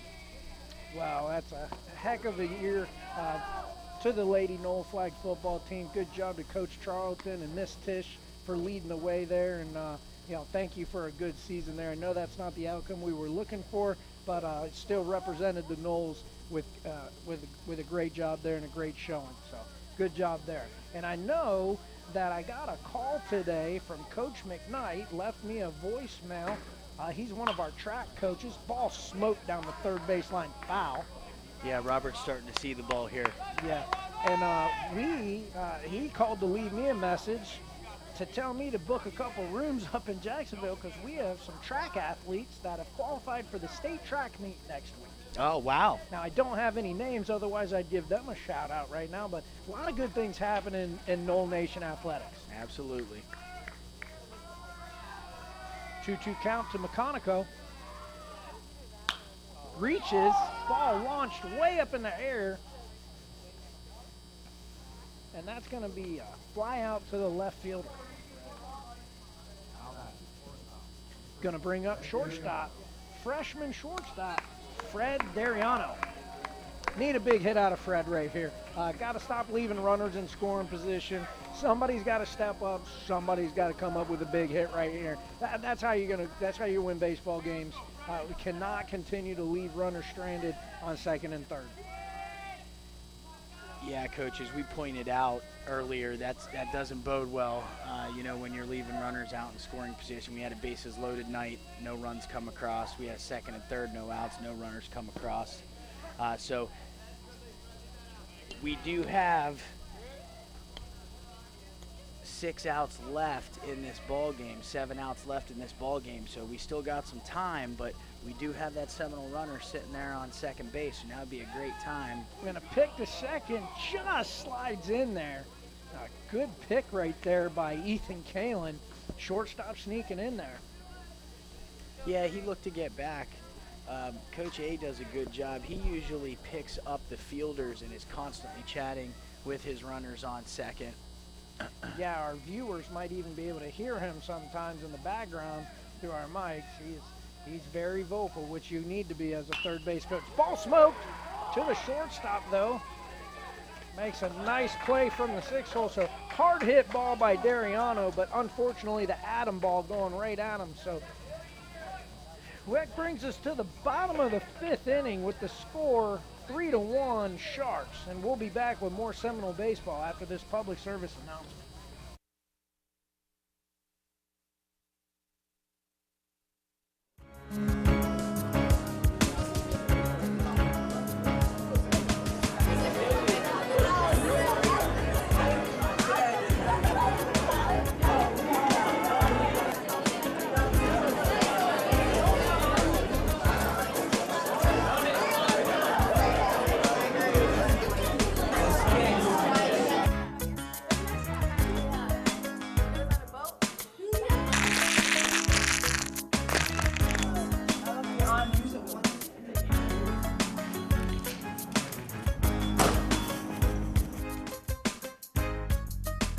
It all adds up. Clean up after yourself. It's not that. And we're live back here, Southeast High School, for some Southeast High Seminole baseball action. Top of the 6th inning, Sharks are leading the Noles 3-1. Senior Daniel Dombrowski still out there towing the rubber for the Noles. Had a great inning last inning. Hope to have another one right here and just get back in that dugout and give the offense another chance to do some damage and turn this thing around and get us into the right favor. And but Daniel's got to get out there and do what he's been doing, filling up the zone. Been doing a nice job of doing that. One mistake to the guy who hit the ball over the fence, but you know, other than that, Daniel's done a fine job. Yeah, we got the Sharks cleanup hitter leading off the inning. Catcher, number 24. Yeah, that's Aaron Shelton.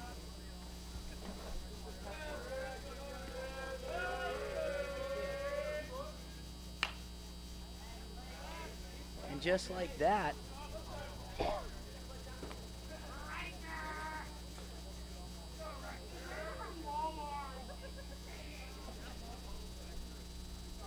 so we are evened up at 1-1, I believe, or is that an 0-1 count?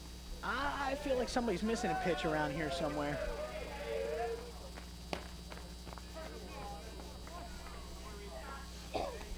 Another strike right there. 1-2 count. 1-2 count. Daniel way ahead in the count.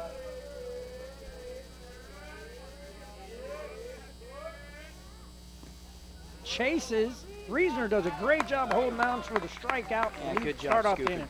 Great job by Reasoner. Great job by Dombrowski. And that's going to bring up the third baseman, number 22, Anthony Laurent. You know, again, Daniel doing a pretty good job. You look at the score being 3-1, but he's only given up 3 hits and a walk. Just a little bit of unfortunate timing, you know, for the Noles defensively. Again, right in this ball game. Definitely not out of it. Definitely need to keep their heads up, be positive about the situation. Still got 2 cracks at it offensively. Daniel just needs to keep pounding the zone. And that looks like that's going to be a catcher's interference on Reasoner. And that's going to be a base runner for the Sharks. Yeah, that's a tough one. You can't have that. You know, as a catcher, you just can't have that. Yeah, that could be just a little bit of lack of focus right there. Maybe you scooted up a little bit, or it could have been where that hitter decided to be back further than anybody else That's has what on I that. saw. And you've got to, as a catcher, you know, you've got to pick that up. But that's a tough thing, you know. I Yeah, mean, at the high school level, you're not always looking at those things, but that batter did come back in the box. stolen base by Lorenz.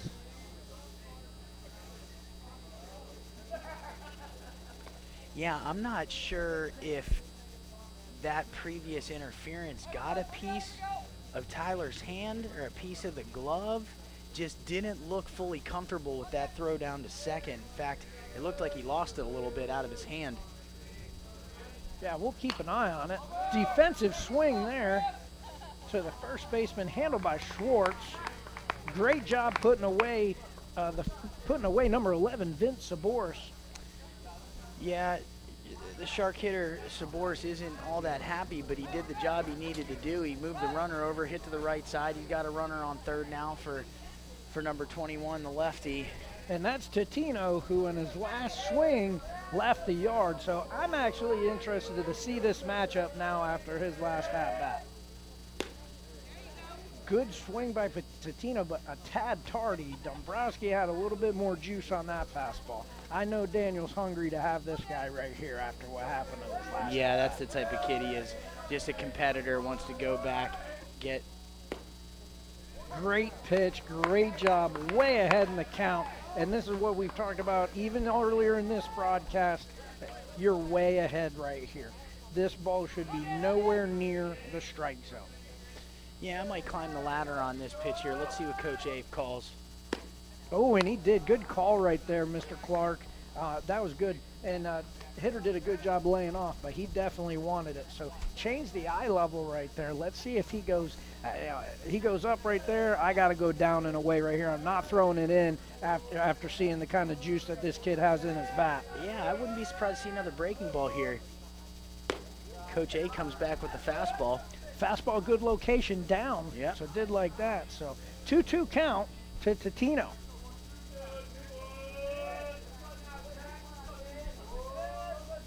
And let's see if Coach A comes back with the breaking ball right here. And he does, and Daniel leaves it up. Didn't get on top of that one. So now you're at a 3-2 count. Yeah, that pitch right there looked like a changeup to me, Coach, off speed. You know, Daniel's been filling up that zone with the curveball tonight. Tough to tell from up here. Just looked like the changeup and not the curveball. But let's see what he's got here, this 3-2 count. Another fastball. Totino hangs. Big hack by Totino, but definitely didn't get around on that fastball. So Daniel battling right here, doing a good job. Doesn't seem to be affected at all by the last at-bat by this guy, which we've spoken a lot about his demeanor and how he handles himself on the mound, which is very well. And another one of these great battles that we're seeing right here. So hopefully Daniel just keeps bowing his neck and goes right at him.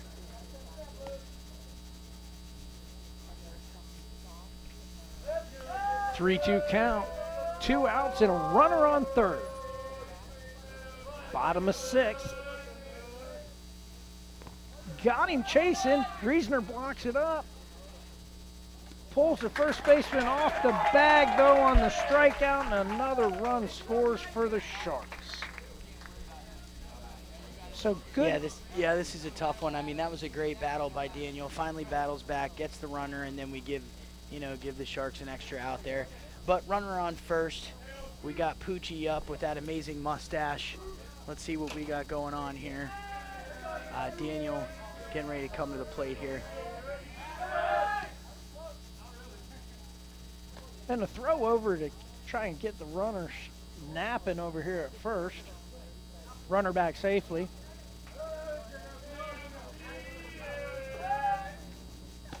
Poochie on the night 0 for 2 with a K and a fly out to the right fielder. Up in the count 1-0.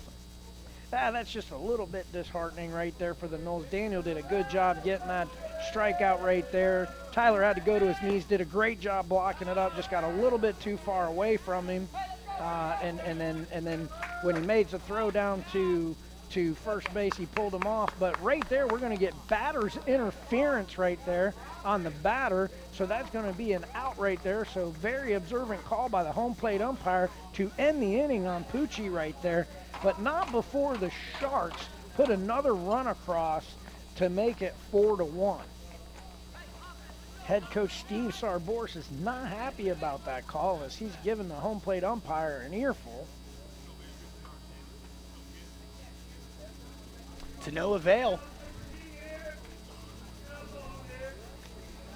And still giving it to him and gets the hand put up to him. Told him that's enough. So coach a little fired up right there. Yeah, I mean that's a tough one. His team's starting to roll a little bit there, and that totally brings that to a complete stop. Yeah, but if I'm that coach right there and I just scratched across another one and got away with another one on that that strike him out, wasn't able to throw him out type situation there down the first. I'm walking off that third base coaching box pretty happy that I'm up by 3 going into the bottom of the 6th, and knowing that my pitcher's been doing a pretty good job holding this Knoll team and Knoll offense to about 3 hits.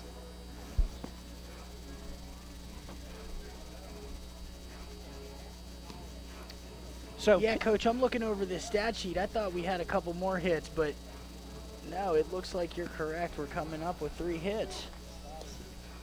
actually, I am off a little bit. We've had 6 hits, but I mean, he's Now, been. Coach, I brought you your cheaters here tonight. You asked me to bring your glasses. Yeah. And as we look this over, Yeah, I'm just kind of surprised that kind of argued that call right there, to be honest with you. You're up 4-1. just You're- had a gift. You just had a gift. You're away. You're on somebody else's home turf on their senior night, and your pitcher's out there battling, doing a pretty decent job. Yeah. So, He looked like he was contemplating taking the ejection. yeah, not real smart if you ask me. So leading off the end, he's going to be the third baseman, number 17, Sam Hardy. Get over. Get over. And the freshman lobs one over the shortstop's head, something to go the Seminoles' way for the first time in a couple innings. We will take it. We will take it. So the leadoff hitter gets on, and that's all you can ask for. And now we're going to have a pinch runner come in here for Hardy. That's going to be number 4, Angel Maldonado doing the running. Freshman from Puerto Rico. Boricua got the call up from the JV squad, I believe. Yeah, cool little kid right there, and loves to play the game of baseball. That's going to bring up number 16, catcher Tyler Reasoner. Tyler got nothing to show for on the night, but has been swinging a decent bat coming into tonight's game. So we'd like to see him carry that, show us that bat, and get us a little gap shot right here. Ball 1 in the dirt. Yeah, Tyler looks focused up there at the plate. I know he wasn't happy with himself on that interference call and giving up that stolen base. So it looks like his approach here at the plate is to look for a redeemer ball here. Well, at the end of the day, Maldonado gets back safely. Had a nice read on the pitcher's move too, the young pup over there. Yeah, we do. That the thing right here is we need another base runner. We need another base runner. We need to get that guy on deck up to the plate because that's the one that matters. Yep. So base runners are crucial right here. Don't have to get it all back right now. And he wears one, so great job by Tyler. Catcher showing some toughness, wearing one in the tricep. And I would assume that we are going to have a courtesy runner for the catcher right here. So that's going to be good for the Seminoles because now we're going to have good speed. He took the words right out of my mouth. Good speed on the bag right there. We got number 9 running for him, Julian Bajarano. Runs well, so good speed out on the bases. And, Coach, here we are again with a couple runners on and nobody out. And now what we just need to see is somebody's got to step up. Got to make a play. Who's going to step up in the situation and get things to happen? And hopefully that person that is going to get that done is senior center fielder number 14, Devin Stewart, who does have a hit on the night, roped a line drive into left field in his first at-bat. Yeah, this would be the memorable start to a rally on senior night for Devin here. So let's see what the IB student can do. Yeah, and I don't know what kind of bunter Devin is right now, but that third baseman is way, way back there. And I know you're not really looking to bunt down. Oh, and he did look at it and pulled it back. I like it because this situation right here, the defense that they're setting up, their third baseman's going to cover third on a bunt down there. They're going to expect the pitcher to hit that side of it. Well, you know what? With good speed right there, if we get a good secondary right there and he puts down a good bunt, I'm going to tell you what, it's wide open over there. Yeah, it looked like Devin pulled back on that, but catcher appeals to the field umpire, who calls it a strike. Oh, and that might drop, Coach. That might drop. Yes, and it does. It hits off of his glove on a sliding attempt by the right fielder, Catino. And we've got bases juiced with nobody out, so the Knowles got it going right here. Great job by Devin to get his second hit of the night right there. This bringing is up the exactly first what base. the Knowles offense needed right here. Bringing up the first baseman, number 13, Griffin Schwartz. Griffin hitting in the 9 spot tonight, has a little bit of speed. I think Coach A does look at him as a rollover guy. We've talked about that on the broadcast before. You get your 9 hitter with a little bit of wheels, can roll that lineup over into your leadoff hitter. Well, like we talked about earlier in the broadcast when we had second and third, nobody out. We got bases juice, nobody out. We've got to have a ball in play. It is beyond crucial to score at least one run right now. Yes, sir. Time's ticking, so we're starting to run out of innings and outs here. So now's the time. The time is now. Yeah, and if ands and buts were candy and nuts, we'd all have a Merry Christmas. If you look back to when we were second and third with nobody out, and we didn't get one there that I talked about how crucial it was. You got to get one. You get that one there, you get one here. It's a one-run game. Right.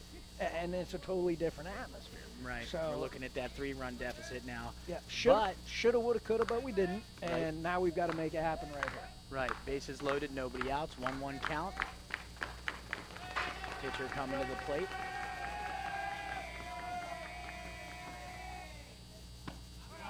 That ball is up. Up at the letters. It looked to me that Griffin tried to call time or thought he might have time and went to step out. And umpire didn't give it to him. In the benefit of Griffin right there, 2-1 count. What I'd like to see right here as a hitter, especially your 9 guy, is just handle the bat. Just put the ball in play. Hit the ball hard somewhere. And that'll work too. 3-1 count. And it finally looks like Ethan Kalen is struggling a little bit with his command and control right now. Yeah, first time all night. I believe Kalen's a sophomore, has done a pretty stand-up job all night, staying in the zone. I know Coach did talk to him, so they got an eye on him. The 3-1 pitch. Ball 4, and we walk in a run. So great job by Schwartz right there to make it a 4-2 game. And looking like we got some things going. We're going to probably have a pitch and change here by the Sharks. And they've had a pitcher up warming up here for the last couple batters, so it looks like the Sharks are going to bring in their reliever. And things are looking up for the Knowles right here. Still not out of the woods yet, but in a very good situation with the bases still juiced and nobody out. And senior hitter Kyle Metters coming up to the plate. Now, the reliever is going to be number 9, Jay Murphy, 8th grader, coming in to try and shut down this Knowles offense with the bases loaded. So he's going to get his 8 warm-up pitches from the mound. For an 8th grader, got a good frame to him. Needs to fill out a little bit. Probably will happen as he gets older, but throws it pretty okay for an 8th grader. Yeah, has played in 3 games. Played in 3 games this year. Tough spot for an 8th grader to come in to face a senior on senior night. Bases loaded. Kyle Metters definitely has some experience. Definitely been in pressure situations. I was here the night that he had the walk-off hit against DeSoto to win a 13-inning game, 12 or 13 innings, I can't remember. All I know is myself and Coach John Carl, our athletic trainer, were here for 4 hours and 34 minutes. Ouch. Yeah, Mr. Murphy here, only his 2nd appearance of the season. Threw 41 pitches in a relief spot earlier in the season, hasn't made an appearance since. So the 8th grader is going to come in right now and try and shut down this Seminole rally here in the bottom of the 6th.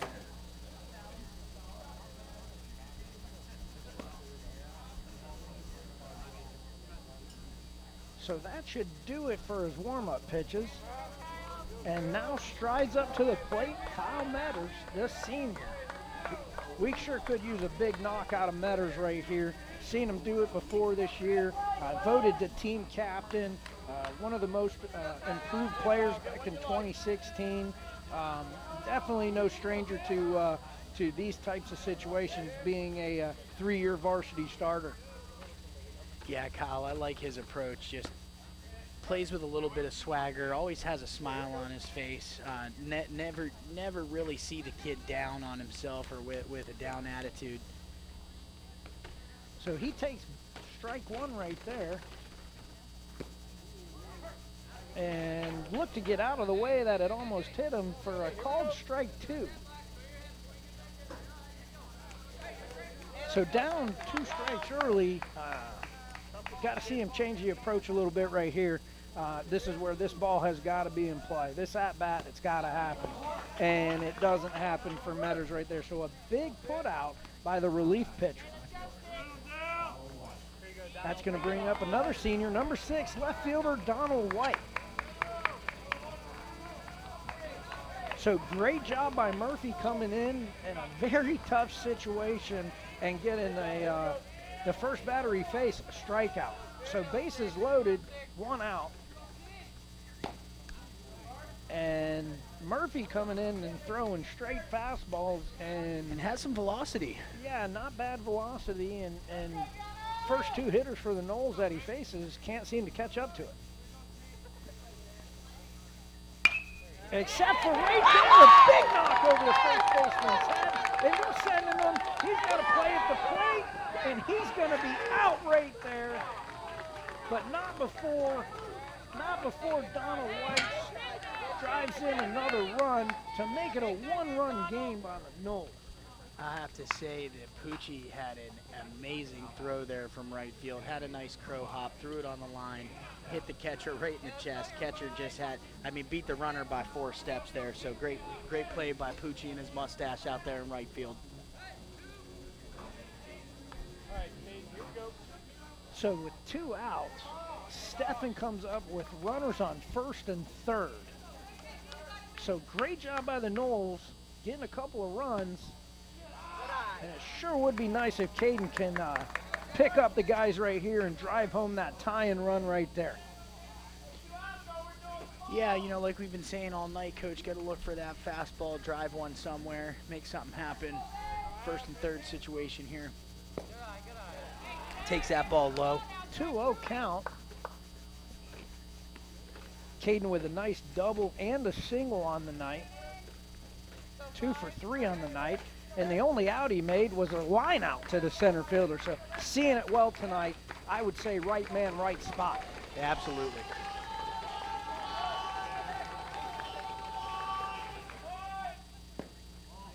Great job by Caden to go 3-0 on the count. Way ahead. I can imagine that he's going to have the take sign all the way right here. He better, down 1 run here in the bottom of 6. Well, and you got your 4-hole hitter, McConico, who's coming up next and actually saw the ball pretty good in that last AB, even though he didn't have anything to show for it. Right. And that is ball 4 to load up those bases again.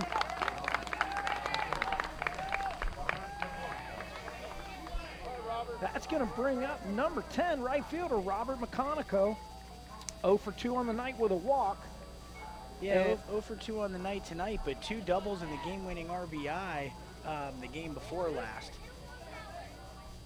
Yeah, definitely a guy who can get it done, and would love to see him have another one of those situations right here. Yeah, Robert does have some power. Did have a home run in the preseason game. And again, just a little bit early, swinging early, aggressive early in the count. Foul ball down the third base line to fall behind 0-1. Well, I'm not sure we've seen an off-speed pitch or a curveball out of Murphy yet, so throwing fastballs, a little wild, to be expected. Young pup getting a varsity relief here.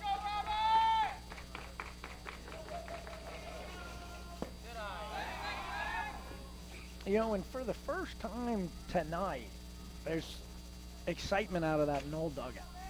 Yeah, there's been a couple downers. There's been a couple downer plays, and with high school kids, you know how that could go. You leave the bases loaded, you leave some runners on, or you strand some runners with nobody out, and then you don't get anything across. I mean, it happens, but as we've talked about all night, Coach A and his staff. Oh, through the wickets, and E5 error on the third baseman. And Coach A sending Donald White, and he is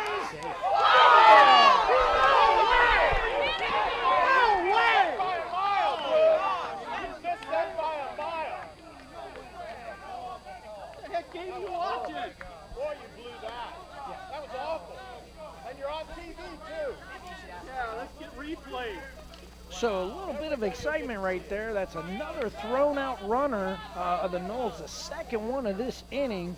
Looked to be a very controversial call, but none other than McConaughey hit a hard ground ball to the third baseman, went through the wickets of the third baseman for an error. We did tie the game up, and it is now 4-4, and that's the end of the sixth inning, and we'll be back with more Seminole baseball after this public service announcement. Yeah, Coach, Donald clearly slid under that tag there.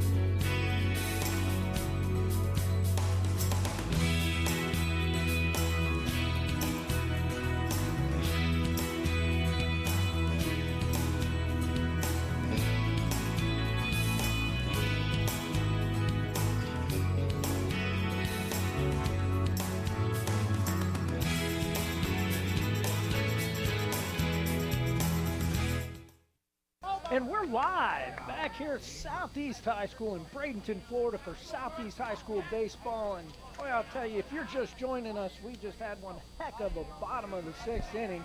The Knowles went into the inning down 4-1, and it is now tied up 4-4. So we've got us a brand new ball game going into the top of the seventh. Daniel Dombrowski, senior, still towing the rubber for the Knowles, and starts off this hitter with a strike one.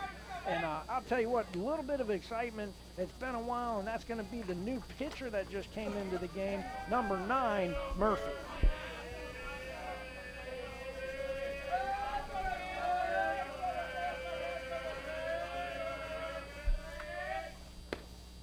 Strike 2 by Dombrowski, and continues to fill it up as he's done pretty much all night. Yeah, you know, we've talked all night about his demeanor and composure, but, you know, the Seminoles were not happy with that out call at the plate. The umpire clearly missed that call, and Daniel's out there pitching with some purpose. So throws 2 straight fastballs, comes back with a curveball for a 1-ball, 2-strike count. Well, in that, I tend to kind of drift my eyes over to watch what our coaches do in those situations, just being an AD. And I will say this, right strikeout by Dombrowski, great way to start the top of the seventh with a K to number 9, Murphy. So great job right there. Yeah, you mentioned it, Coach. The team started to get riled up. The parents started to get riled up. Coach A ran right over there, quieted his team down, told them to get their butts out to defense, and that you can't worry about blown calls. They have one more at bat left to get back whatever runs they need here. So Daniel should shut this inning down, shut the Sharks down. There's a ground ball right there. And Dombrowski does a great job on his first pitch to number 10, Ethan Kalin, to get the ground ball to the shortstop, Fred Dariano, who just misplays it, can't get the handle on it. So the Sharks have their first runner of the inning on base, and that's going to bring up number 6, the shortstop, Ben Cecchini. So Dombrowski doing a phenomenal job getting yet another ground ball, and we didn't handle the baseball right there. Let's just hope that doesn't come back to haunt us. Yeah, you never like seeing those runners reach base on errors as a pitcher, but you know he's been working through that all season, so he'll be all right. He's gonna go, gets himself another ground ball.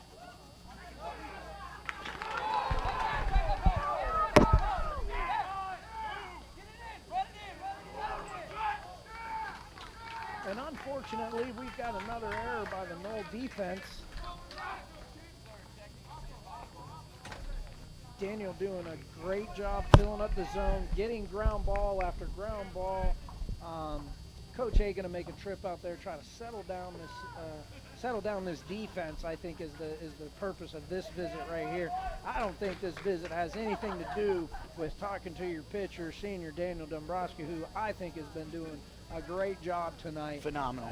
This has been this call right here strictly to talk to the defense and quite honestly to say, hey, get your stuff together, okay?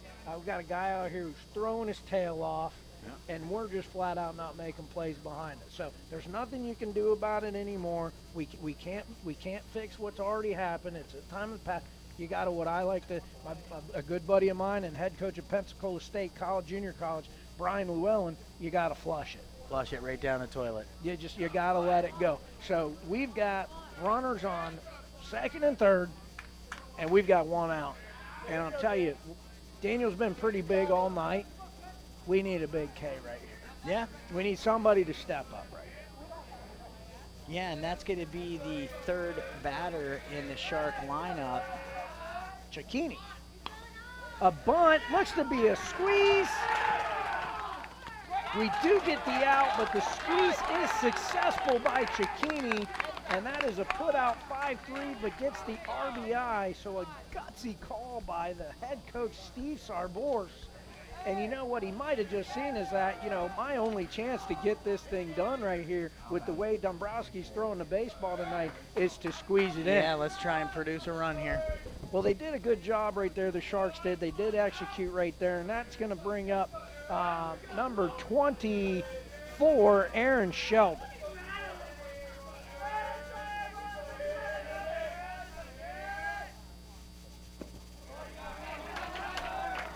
Nice block by Tyler Reisner, ball in the dirt.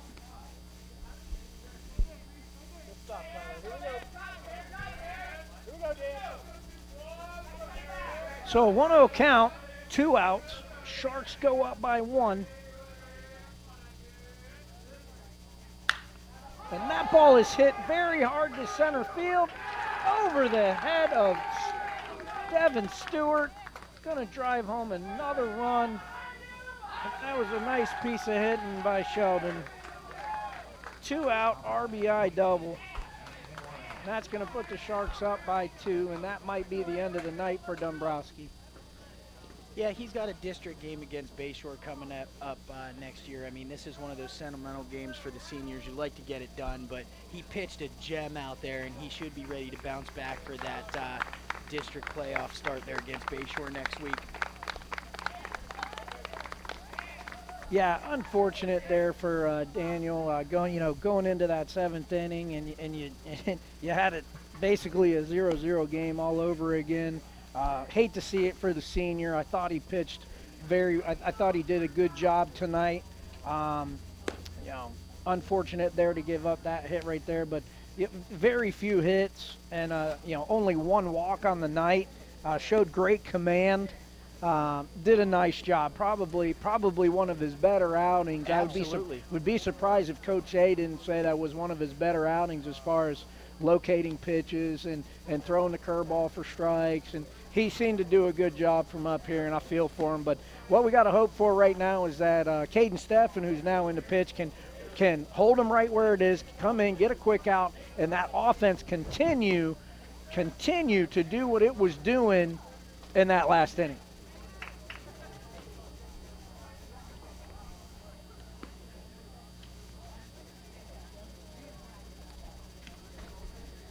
Yeah, and that's going to bring Caden Steffen in for the relief effort. One of Coach A's go-to relievers there. Caden got a good 2-seam, good 4-seam, throws an all right breaking ball. And just we continue to talk about Daniel's night. I mean, Daniel through 6 2/3 innings gives up 4 hits. Unfortunately, 2 of those hits produced 2 RBIs. One was the double right there, and then the home run. Yeah. But other than that, he did a great job. Yeah. One walk on that. 1 walk on the night. Quite a few Ks. Yeah. A load of Seminole base runners left in scoring position. Daniel had 7 Ks. You have 7 Ks, 4 hits. Yeah. You got to win a baseball game. Yep. So, enough dwelling on that. Caden's doing a good job. He's 0-1 in the count to this hitter. Let's get us a quick out and no offense. There's that ground ball to the second baseman, Kobe Garcia, and that ends the inning. So Caden comes in, does a great job, gets that quick out right there, and now we need the Seminole offense to continue being on fire and pick up right where they left off in the 6th. Okay, so after the top of 7, that's going to be a score of 6-4 with the Sharks leading the Noles, and we'll be right back with some more Seminole baseball after this public service announcement.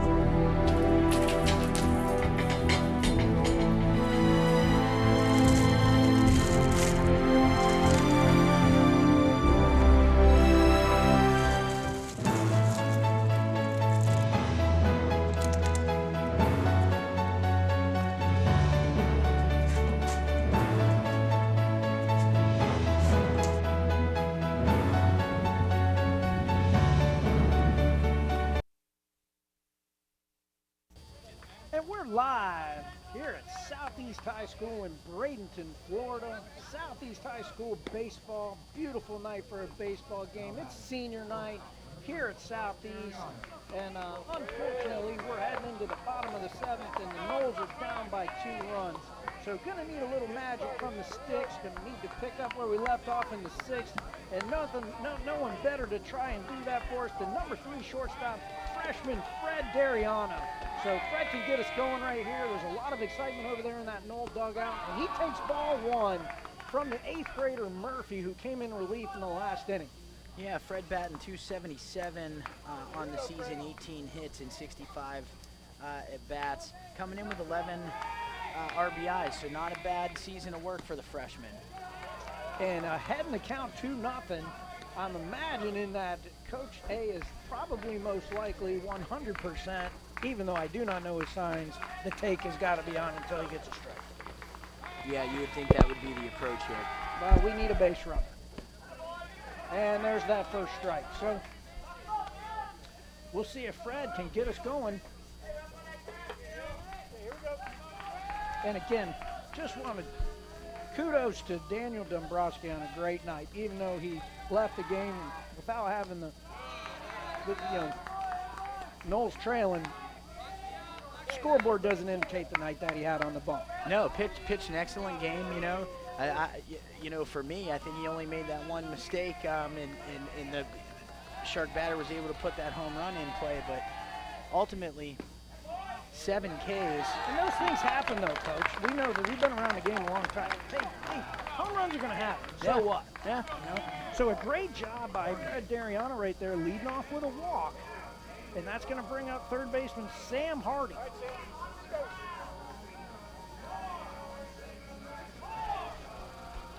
Good job by the Knoll hitters tonight with 5 walks. Yeah, the Knoll hitters also 9 hits as well. You know, we talked about some keys of the game early. I thought Daniel did a good job. I can't say enough about the job he did on the bump. Offense has got some hits tonight. We got some walks. It didn't come up with some timely hits like we needed to. Yep. But, again, the errors.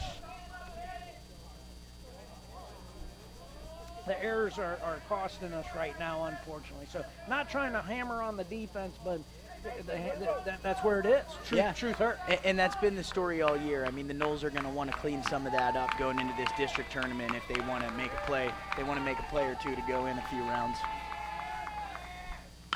And Sam fouls one over the press box here. Good thing that wasn't a little lower. We'd have 3 broadcasts in a row with a ball making it into the press box.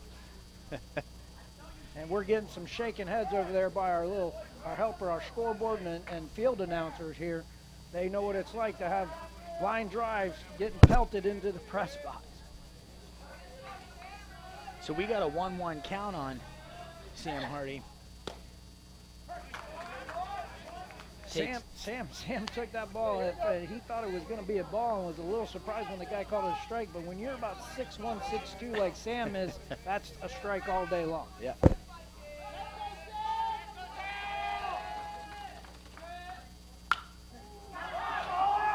And we've got a pop fly to the first baseman, and he handles it for out number 1.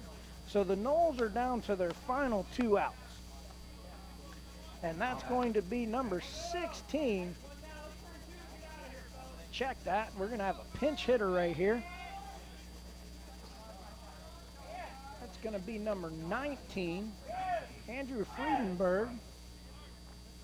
I'm sorry, Kyle Wright.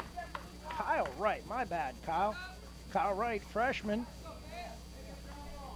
First at-bat of the night. You know, Kyle's a strong hitter with the ability to drive the ball both ways. Member of TSA, IB student.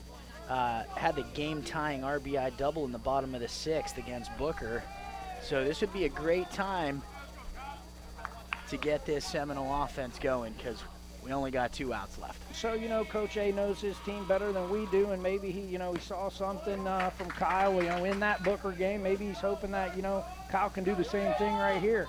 So we sure are hoping that Kyle comes in and gets a nice knock as a pinch hitter. Not an easy job to do, come off the bench cold in a situation like this. Especially for a freshman, Coach. Yeah, throw him in the fire. And he's hacking at that, and that's a foul ball, and that's going to be down. Going to put him down in the count. Sorry, it should be 1-1. No, 0-2 count. So, like I said, Kyle down 0-2 in the count early. Going to have to battle hard here. Yeah, Kyle normally in the starting lineup does split some time, but does get some varsity at-bats, so yeah, spent a lot of time DHing this year for the Noles. Battle's tough right there, fouling one off.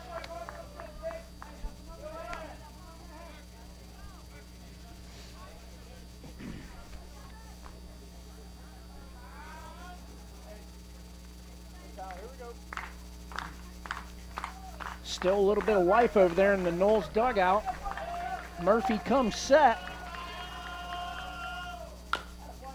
Ground ball to the third baseman. He's going to go the short way to second. Not going to be in time to get right over at first. So the force out at second gets Dariano. And the Noles offense down to their last out with the senior Devin Stewart coming up to bat. Stewart does have a couple base hits on the night. And in order for these Noles to keep on going, we are going to need him to reach base. Or hit a bases clearing home run inside the Parker, leave the yard. Any of those things would work to keep this game going. Does a good job laying off that first pitch breaking ball. Haven't seen very many breaking balls from the reliever Murphy.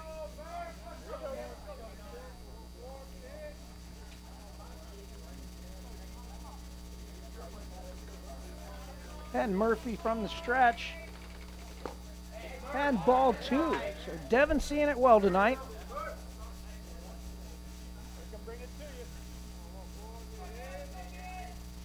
Beautiful evening here at Southeast High School. Yeah, crisp 71 degrees. A lot better than the folks are feeling up north, that's for sure. We are not scraping ice off our window, Coach. I gotta predict that the take was on right there too. So good job by Stewart. 2-1 count. Again, Noles are down to their last out.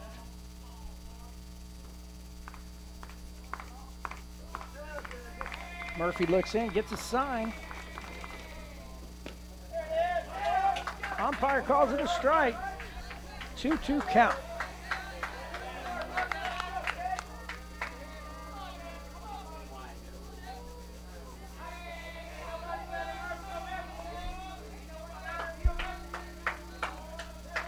So Stewart patiently awaits this pitch from Murphy. And strike 3. And the Noles go down on senior night 6-4. So that's the end of the 7th inning with the final score 6-4 Sharks. We'll be back for our final thoughts right after these public service announcements. You're watching Seminole Baseball with SETV Sports.